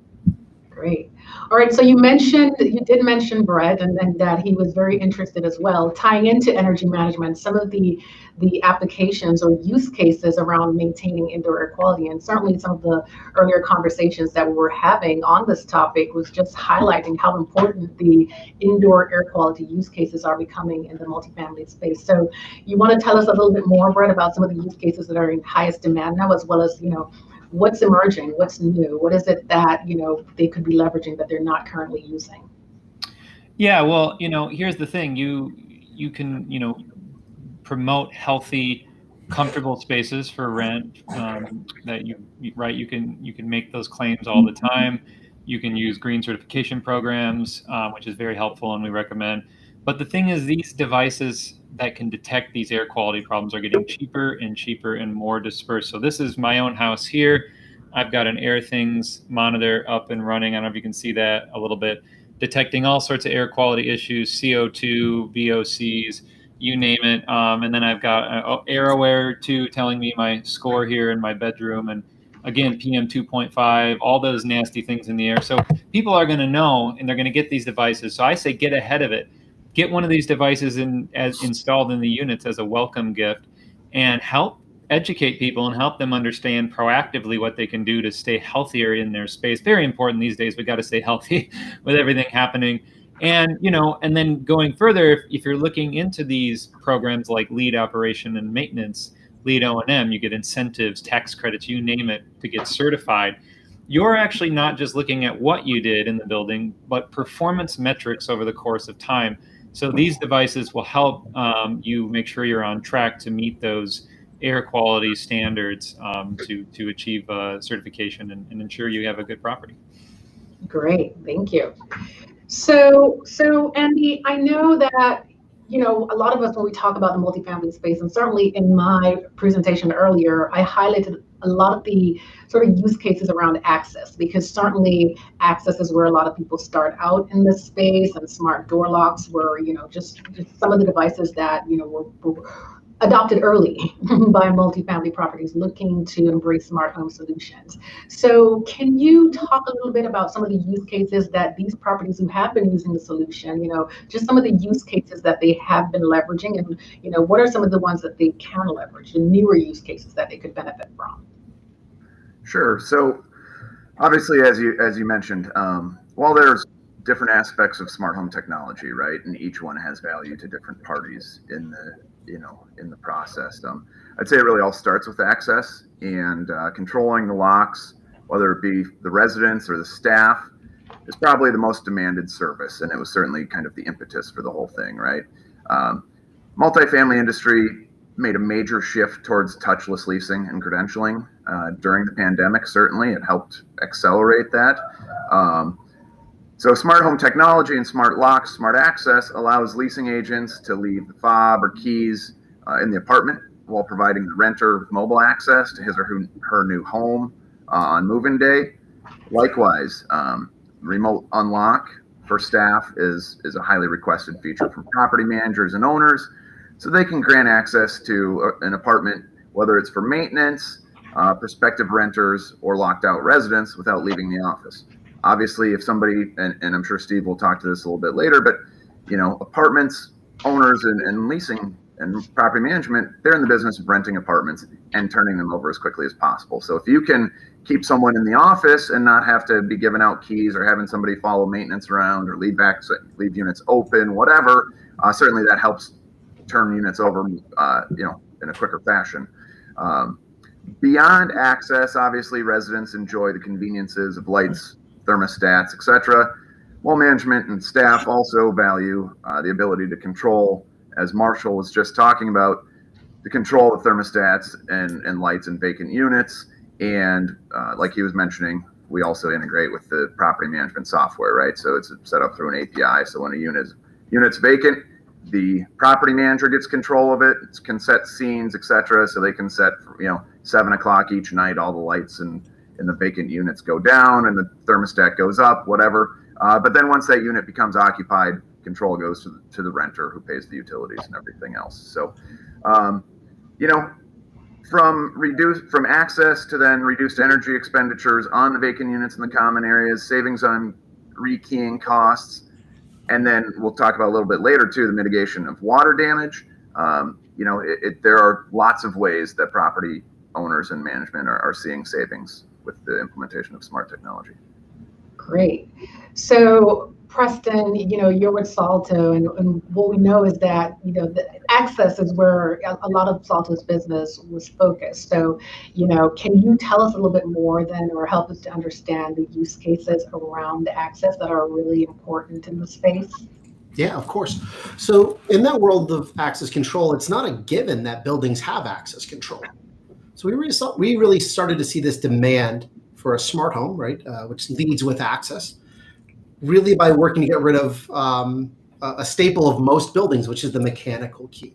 So where we started this demand, or started to see this demand start, as building operators wanted to ditch mechanical keys, right? Literally, mechanical keys are ancient technology, and they present a lot of operational risks for buildings. What if a particular unit's key is stolen? Well, that might mean that we need to rekey not just one door, but all the amenity spaces that one key works with. Keys aren't unique, so we don't necessarily know who opened a door. We also don't ever know if a mechanical key has been copied, and there's no audit information on mechanical keys. So there's a lot of operational expenses that we've seen from building operators that say, hey, let's get rid of these mechanical keys and move to something smarter. Let's use access control at the perimeter of a building. Let's use smart locks at common area doors, amenity spaces, unit doors, and make sure that we're getting audit information about who's going where and when, and can control who goes where and when. So that push towards access in smart buildings started out of necessity. We have to get rid of those mechanical keys. And what we've started to see is that shift has gone from operators wanting to lower their operational expenses to the residential experience, right? Users want a better way now of opening their doors. It stinks to stick a mechanical key into a door and wiggle it and trying to get it open, right? Residents are looking for key fobs and credentials and smart technology, maybe even using their phone to open up a lock or remotely give access to a guest or to a dog walker. So all those types of challenges, remote access and Bluetooth credentials. I'll start with that the electronic lock on the doors. Great, thank you for that. Now, as I mentioned, I do want to know what the audience is thinking about, as a category, or more broadly speaking, which of these use cases is most highly valued. So right now, what we're seeing is that access management is leading. We have 45% of people thinking access management is the most highly demanded use case. And that is followed by security monitoring, which has 25%, and then energy management, which has 20%, and then home safety, which has 10%. So this is consistent with some of our research in some ways, with the only difference being that in the multifamily space, we're seeing where energy management value proposition access leads, so that's consistent, but we do see where the energy management value proposition tends to rise a little bit higher than security and monitoring in the multifamily space. So thank you for participating, audience, and then I'm going to transition back to my panel. So I wanted to ask ask you, Steve, as the property manager owner on the panel, we've seen that these smart home products are valuable. We've heard a lot about the use cases that can really, save in operating costs and, really benefit properties. So of course their residents, value as well. We didn't talk so much about that, but where do you see the smart home products or smart home solutions stacking up for residents among those traditional amenities? How important is it now as we speak? Well, the smart home amenities and certainly managed Wi-Fi is right there at the top of the list. Previous, popular amenities, pools, gyms, granite countertops, stainless steel, things like that are always very important. But certainly the smart home and the managed Wi-Fi is number one on the list. The ability, as Henry had alluded to, having a meshed network that provides for complete, Wi-Fi coverage for your cell phones. But then right at the top for us is the keyless entry that Andy really hit on and Preston really hit on. We feel that the thermostats and the lights are the other key legs of the stool, and that's where we're starting. They help us do our job and make us much more efficient. Now, again, I think the managed Wi-Fi is right at the top, and then the keyless entry is right there in 2 or 3. Obviously, the self-guided tours for us is a huge savings, and while it's not necessarily something that is measured on the amenities, I think it's something that they take for granted once they start using it. So it's just got to be right at the top. Some of the other amenities, what I would call the more upscale smart home features, we provide an infrastructure for that, but since only about 40% of our current demographics really are looking for what we call the high style Google Voice, control of all their devices, we feel that that's not really a good investment, and we haven't seen a big push for that as a high amenity choice.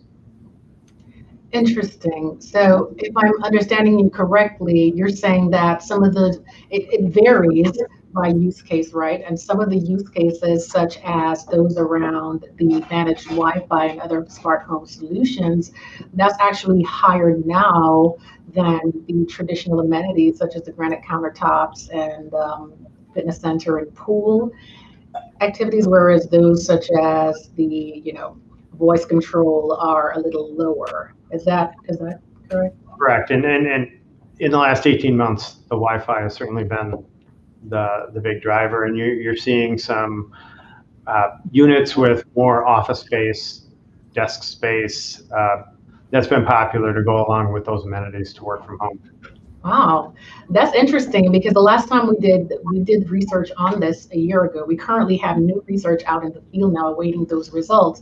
But our last research, I presented some of that earlier, and you could see where, smart home devices were really, edging up on the traditional amenities, but they hadn't quite overtaken them yet. So it'll be interesting to see what we get from the field now to see if they've really, consistent with what you're saying, have really sort of overtaken a lot of those traditional amenities. Very interesting. So again, with you, Steve, how far away is it then, would you say, for property managers like yourself? How far away is, the smart Wi-Fi and the smart solutions around access from being a baseline consideration? Do you think all properties, just as much as they were thinking about, security in general, are they all now thinking about having some smart home solutions in place as they grow and develop? yeah, I think it's a must just to, the keeping up with the Joneses type of situation. If you are in any sort of property level that's above a Class B, you have to have the Wi-Fi and the keyless entry. Thermostats, of course, are important, but if you don't consider building that, your property is going to be outmoded in 3 years. So it's a must. You have to, if you haven't already started doing it, you're already behind. And you probably want to put those features throughout your whole property. I like some of the other ideas, and I'm looking forward to hearing more about air quality and things like that, and a little bit more security. But it really depends on what type of facility you're running. Great. Interesting. So let me switch to some of the other panelists now. We just heard Steve saying, this is actually a very critical consideration now for anyone in the multifamily business. It is at that level of importance. But yet we know, and we've seen different statistics coming out about the actual rate of adoption among, new properties and retrofits, the older properties. And we're seeing where a lot of times adoption is still in the lower double digits. So what then are some of the factors, some of the barriers you think that are really, preventing properties from adopting these solutions and really achieving the benefits that we all think they can achieve? And we can go ahead and kick that off with you, Preston. Yeah. So we see these barriers every single day because you're right. The truth is most MDU buildings aren't smart buildings. And I think there's a lot of reasons why an existing building might not upgrade to an MDU, but access is a big part of that, right? It can be expensive with lots of different access control systems to implement the proper networks for those locks to communicate. In most MDU applications, or a lot of them, you might have an electronic lock that must communicate to a hub. Right? That hub needs to communicate to something like a building Wi-Fi network, right? Or a managed network throughout the entire building. So I think that's a big reason why you've heard our panelists here and Henry and other guests talk about the importance of managed Wi-Fi throughout an apartment. At Salto, we've really tried to tackle that infrastructure challenge completely differently, okay? Our technology allows us to communicate with electronic locks without the need of any Wi-Fi or Zigbee networks. What this means is that for a user using a traditional key card, their access permissions can actually be stored on the memory of the credential. So when a user walks up to an electronic lock that's battery operated, their credentials telling that lock to open and writing its audit information back on the memory of the key card. So users gather information on the memory of their key card and bring that information physically back to the system by tapping a wall reader. It means that buildings using data on card technology don't need to worry about wireless infrastructure that might be costly to install throughout a facility. The other thing that we've seen that can prevent the adoption of smart homes is open systems, right? There are lots of different products out there that work with one thing or work with another that don't have APIs or SDKs.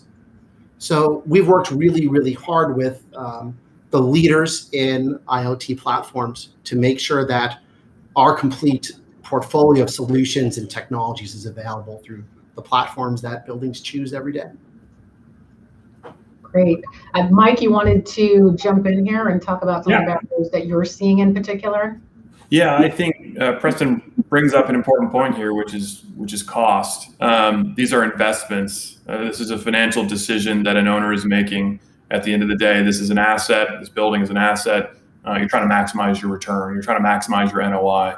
Smart technology can help you do that. But something that I think we've seen over the years, and we're reaching critical mass on, is the investment. It gets better and better the more value propositions you're able to layer on. We went through a litany of things that are cool or interesting that generate value.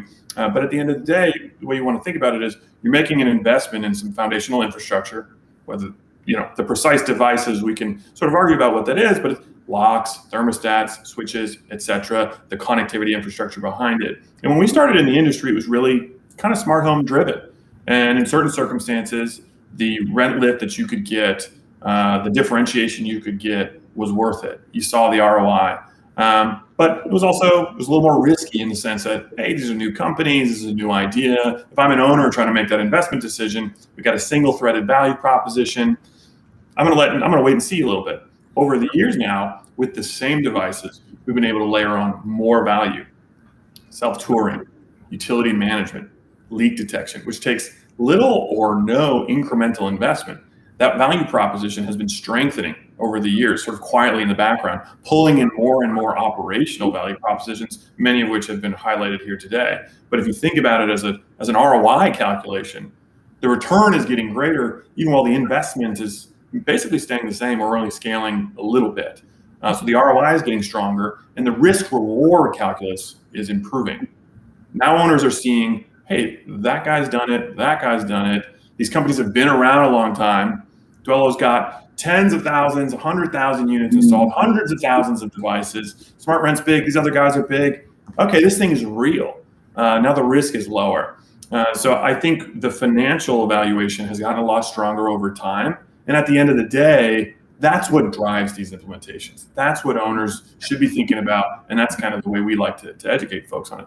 The second piece, which also comes back to infrastructure, and it was highlighted in Steve's commentary about, if you're not already doing this, you're behind. It's absolutely true. And the comment was geared around new construction. Hey, if you're building this and in 3 years it's going to be out of date, there are tens of millions of units, right, that are existing assets that don't have this stuff. And to Henry's point on 2 previous panels, maybe they weren't built with this infrastructure in mind. Maybe the doors are a little funky and you need to be careful about how they're milled and all that sort of stuff. And so focusing and going with a partner who actually understands and really can drive retrofits and do that seamlessly, keep it on time, keep it on budget, that's another element of risk. And I think that getting over that retrofit hump is happening. It's something we specialize in, and it's critical for owners to recognize that's an opportunity, and it can be done on time, on budget. Great. So, Marshall, did you have any different thoughts on what the barriers are to adoption currently? I mean, you're out there, you're pitching these products. What's the pushback that you're getting? I think Steve nailed it earlier when he said that you've got to keep up with the Joneses. You could be left behind, but I feel like we're at a point right now where the dam is about to break, Patrice. And I think that everyone is looking at this saying, we've got to keep up with the Joneses. We've got to do this. And then they look around and say, all right, is the guy next to me doing it already? Or do I need to wait 5 more months until he does it? Do I need to wait 12 more months until he does it? And the time is now. I think the data that you guys put out at Parks is showing that residents are demanding this. The owners that we work with, that I'm sure everyone on this panel works with, are seeing the returns on what they're getting from implementing something like this that has north of 75% demand. 3 out of 4 new residents are saying we want something like this and we're willing to pay you for it. And so the owners that are doing this now are reaping the rewards. I don't know how long that reward is going to last out there before this just becomes something required. And I thought when Steve said earlier that smart home and Wi-Fi are starting to edge out some of the traditional amenities, and Patrice, you talked about upgrades to counters, upgrades to appliances. Those in new buildings have got to just be standard by now. I mean, I don't think you can throw Formica and white appliances in a brand new building and say, come on down here, it's market rate. So this will be there eventually as well. And we're just in an arms race right now to see where is that dam going to break, and it's going to go, I think, on the adoption curve with some hockey stick growth for all of us on this call. So excited to have a front row seat to that when it happens. Great. So I'm hearing a lot about the cost and the infrastructure and keeping up with the Joneses and remaining competitive and stuff like that, right? But what I'm not hearing is a lot of what we used to talk about in the space. When we talked about the residents and their concerns, one of the things that typically came up was privacy concerns. They're concerned that their property manager has digital logs of their activity, how often they enter and leave their homes, what kind of what temperature they like in their unit. So there was a lot of concern about that in the beginning. And also on the property manager side, there were concerns around the technical complexity of these products. Of course, whenever you have that level of technical complexity, it brings a whole new layer of problems on occasion that they just didn't feel like they were equipped to deal with. So are we still having issues around privacy concerns and around the technical complexities and support needs among residents? Anyone can jump in and answer that. Yeah, happy to jump in. It remains an important consideration, and I imagine this is true of at least most of the folks on this panel. Our product is designed in such a way where it recognizes who different stakeholders are, and when a unit goes occupied, that data is blinded. Owners are not able to see information about how their residents are sort of operating their home. Of course, they have access to security logs. Can't tell you how many times owners or managers have told us that somebody accused maintenance of taking this or that, but the log showed that they never went in. And so there are times when, in order to resolve a legal dispute, that information is necessary, but we sort of protect that. I think one of the critical things, though, is the way the technology is brought to the community. If you sort of ram it down people's throats, it's going to leave a bad taste in their mouth. Giving people education on what the benefits are for them, allowing them to, opt out if they don't want to use certain elements of the technology for whatever reason. Just basically treating them like, they have a say in this to a certain extent, and it enables a much better experience for those residents and tends to resolve those concerns. Interesting. And what about the technical support? Does anyone have any thoughts on that, or where that's going? Are we past those? Is everything operating seamlessly? How's that part working? Andy, you want to take a shot? Sure. So, from a technical support perspective, I heard Demetrios talking earlier, right? Obviously, support for the property staff is of the utmost importance, right? It is new, and it kind of goes back to the barrier of entry question too, right? I think it's an educational piece. As it becomes more prevalent, and I'm really interested to see when your stats come out, because the last numbers I have are from the NMHC study, which was pre-pandemic, and that was already showing a large interest and pretty good value associated with associated rent increases for the smart features. So education. That's why we do these panels, right? So we can get the word out there to the industry. And from a tech support perspective, it's obviously as property staff get more comfortable, but in the meantime, it's our responsibility as vendors and providers to be there, to have the single point of contact. So for example, Xfinity Communities, we have a team of community account reps, right? The CAR team, and they are the life cycle account managers that support property managers and staff during the duration of the contract. So it's really offloading any type of support question or issue from property staff onto us, the vendors, and resolving it, obviously as quickly as possible. So, and then as it becomes more prevalent and it trickles down from the A-class new builds and starts to filter down, just like, Marshall said, the gray Formica countertops and white appliances that used to be standard, no dishwasher, no washer and dryer.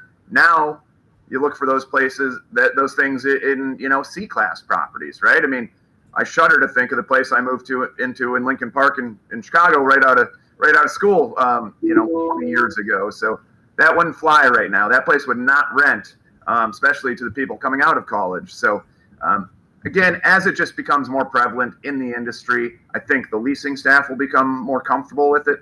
In the meantime, it's our responsibility as vendors to support them and make sure that it's a white glove experience for staff and residents. Oh, you're on mute, Patrice. Thank you so much, Andy. Brett, did you have any concerns about any insight on the privacy concerns or the technical support issues that we're just trying to talk about, or how much are there still a concern in the space? Well, privacy concerns are always going to be a thing, right? And I think that Mike from Dwello really brought it home that are these IoT platforms in Dwello and Smart Rent and all these different platforms are out there are doing a better job than buildings that haven't implemented anything, right? Because the majority of buildings don't necessarily have these solutions, and they're still relying on, again, that mechanical key. And I hate to say it, guys, no one ever knows if their door's been picked. No one ever knows if somebody has walked through a door using a mechanical key.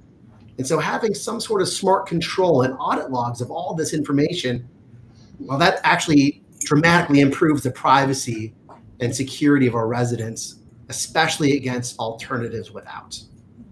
That's actually a very interesting angle. Thank you, Preston. But Brett, I want to come back to you because I know you have some thoughts on privacy concerns and how we can mitigate those. Well, yeah, and I mean, in multifamily, you're sort of at a, not saying you have reduced privacy, but the building managers need to have information to help you out, to help their building out. In a sense, you're their client. So some of these privacy issues, I think, I'm not too concerned about it because there are other benefits where you can have improved spaces, reduced energy, improved health, better operating systems. I think that's just the way that it has to be. I think there's going to be benefits. Back to the key thing, you have more information, and so I agree totally with that. So I think there are somewhat of those trade-offs, and that's just going to be inherent in the type of living space you're in. Yeah, we're managing a change. People don't always love change, but the change is actually good. And so when we go and retrofit into an occupied apartment, the communication, the education is critical, because once people get the full set of information, the vast majority of them are excited and they say, absolutely, let's do this. This sounds great. Got it. All right, so Steve, I want to come to you because when we started talking about barriers, cost was one of the first things that everyone spoke about. Clearly that's a very significant and impactful barrier. So I wanted to get the property manager perspective on this in terms of just how big of a barrier is cost, and if it is, what kind of ROI do you need to see for smart home solutions, to be convinced that you should adopt them? What Sure. kind of ROI is the property looking for? Typically, we're going to see an ROI in about 1.5 to 2 years on our new builds. I think looking at the barriers for existing buildings versus new build, obviously there's some barriers in the existing buildings where you may not have that robust managed Wi-Fi infrastructure, and you may have a long-term contract with one of the ISPs. So that can certainly be a challenge. That's a large investment. Then in the existing building, there's the infrastructure for some of the smart home devices. You're talking about what Preston mentioned, switching out all of your locks. You may or may not have a hub unit. You're talking about $1,000 to $1,500 per unit for just the core features. And in an existing unit, trying to get that money back to a tenant, unless it's really powerful. The managed Wi-Fi certainly is one of them, but keyless door locks may or may not be, depending on your class level. I think that's still yet to be seen. On a new build, we expect the tech to last at least 3 years, and probably 5 for some of the devices we've talked about. So we're probably looking at, with the ROI of 18 to 24 months, we're still going to make a good amount of money on that investment for a couple of years. We also look to do refreshes inside of 4 years for most of our tech. Some of the Wi-Fi equipment that Henry alluded to, the Ruckus units, what can they handle today and when do they have to be improved? I think the biggest ROI question we have is for the real high-end smart home features that some of the folks mentioned. They go out of style really quickly, and they're expensive, and we can charge for them on a short term. We just don't know some of the ROI yet, in my opinion.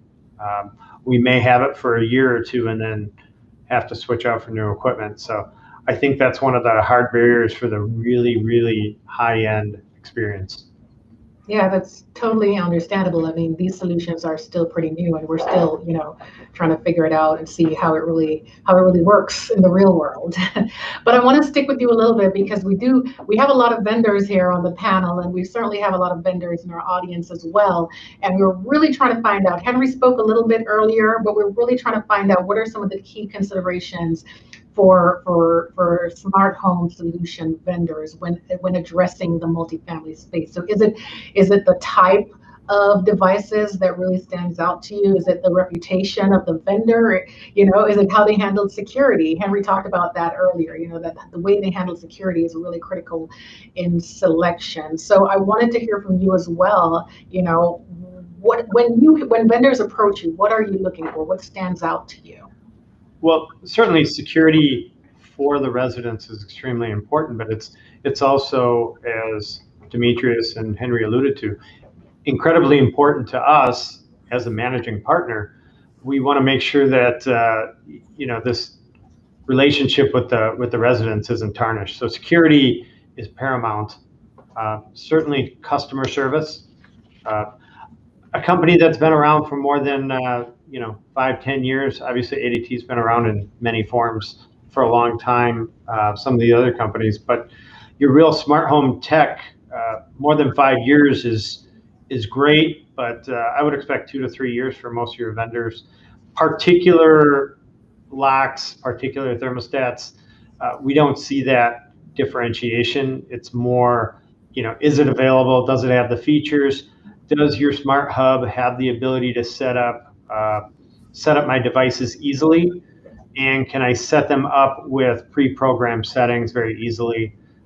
Turn on my lights at 8 in the morning when I'm getting ready to leave, or actually when I'm ready to leave, turn them off. Set my temps. Can I set up my camera so I can watch my cat when I'm out of the office? Is that easy to do?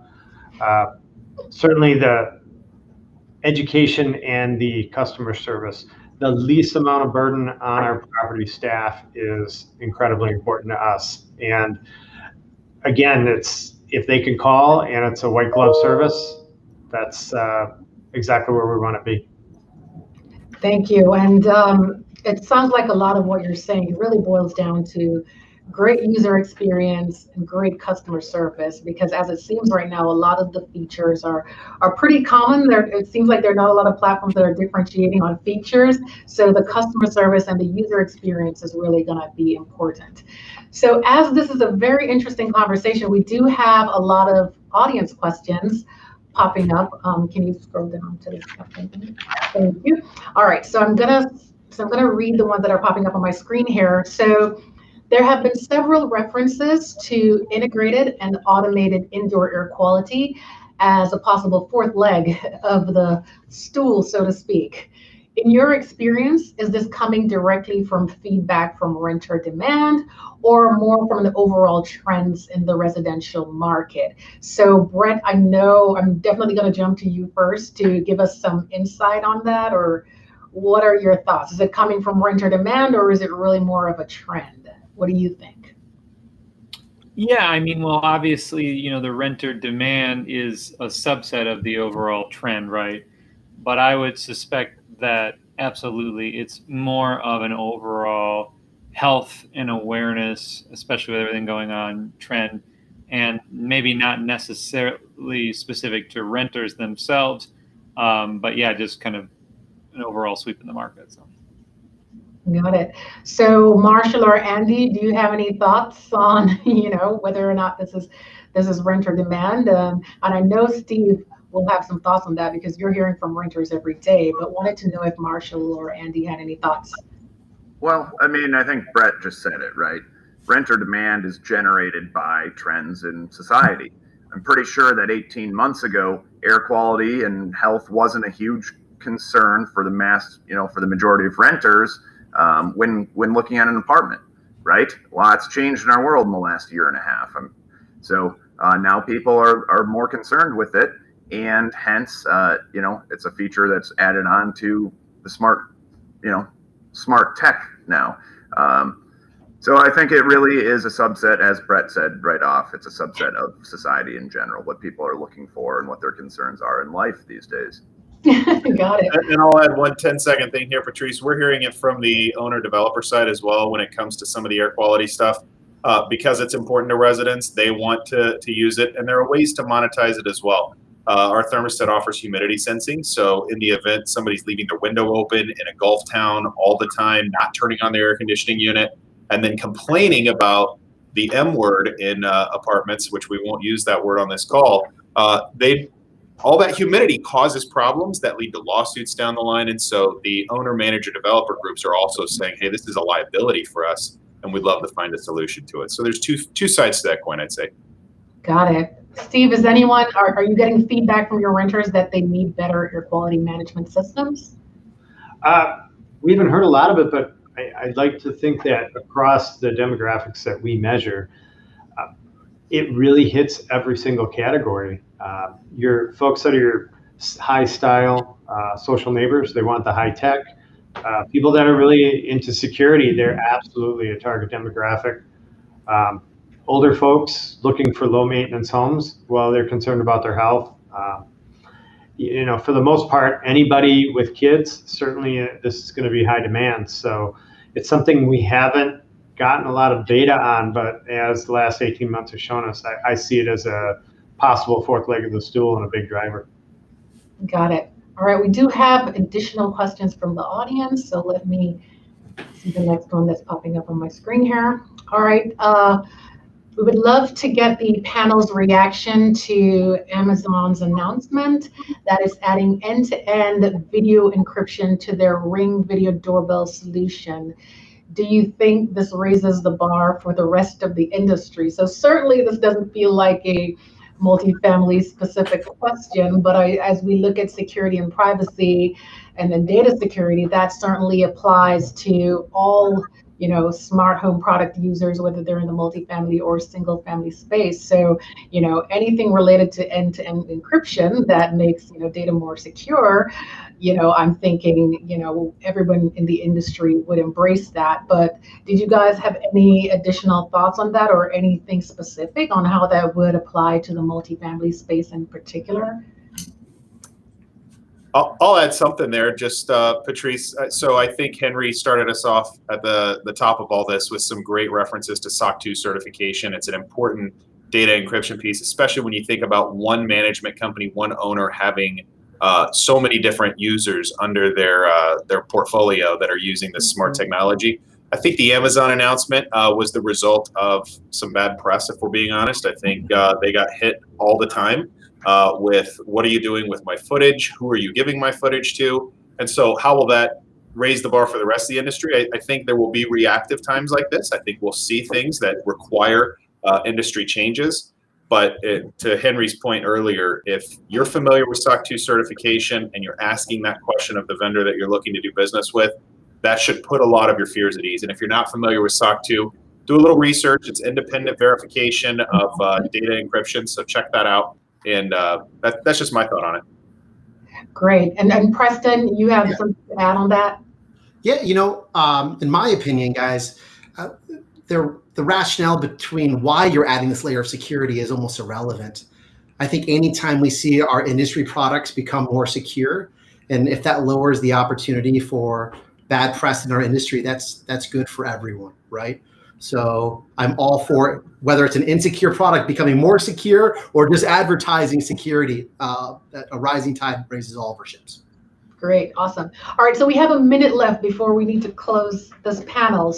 But I do want your thoughts on just the industry in general and where you think it will be in the next 5 years. And that's a question we like to throw out there because we know there are different thoughts on where the industry is going, how it's moving, what will be the dominant use cases, what will sort of fizzle out, what will be the dominant technologies and networking, stuff like that. I want to hear any interesting thoughts around where you think the industry will be in the next 5 years. And we can go ahead and start with you, Mike. Yeah, I'll take a swing, and it's maybe a simpler and less exciting answer. I think we're going to take the stuff that's the heaviest parts of the value proposition today. We're going to penetrate. We're going to push this into more apartments. There's a lot of opportunity for innovation kind of at the edges. I think air quality is like this good example of like, hey, there's this new thing that we can put on this platform and gain value from it? Absolutely. But smart access is not everywhere. Smart home is not everywhere. Managed Wi-Fi is not everywhere. And I'm a strong believer that those penetration rates are going to go way up. And really, it's just going to be about ubiquity in the next 5 years. So we just need to drive the penetration of these products, and certainly that doesn't apply just to the multifamily space. It applies to the single family space as well. Andy, you had some thoughts on where we'll be in the next 3 to 5 years as well. Yeah, centered around networking, right? And I know Henry mentioned it, and we've mentioned it a few times. Steve mentioned it from the owner's perspective, is managed Wi-Fi, right? And what the benefit of a managed Wi-Fi solution is, it provides ubiquitous coverage throughout the property. You can have multiple networks, so you can have resident network, guest network, staff network, all in the same infrastructure. And the benefit of that is really from, depending on the asset class or the type, right? For example, in the continuing care communities, right, which starts out with assisted living and goes all the way to memory care, there are more devices, wearables, stuff like that are becoming more and more prevalent. So really, it's all going to be based on connectivity, and it's really just going to continue to accelerate in the next 5 years for sure. Great. Anyone else want to share quick thoughts before we wrap? Incredible growth.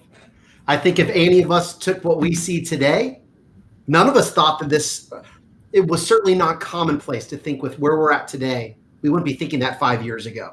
So I think we're going to see lots of incredible growth and innovation that over the next 5 years that might even go past what we're talking about here. Who knows?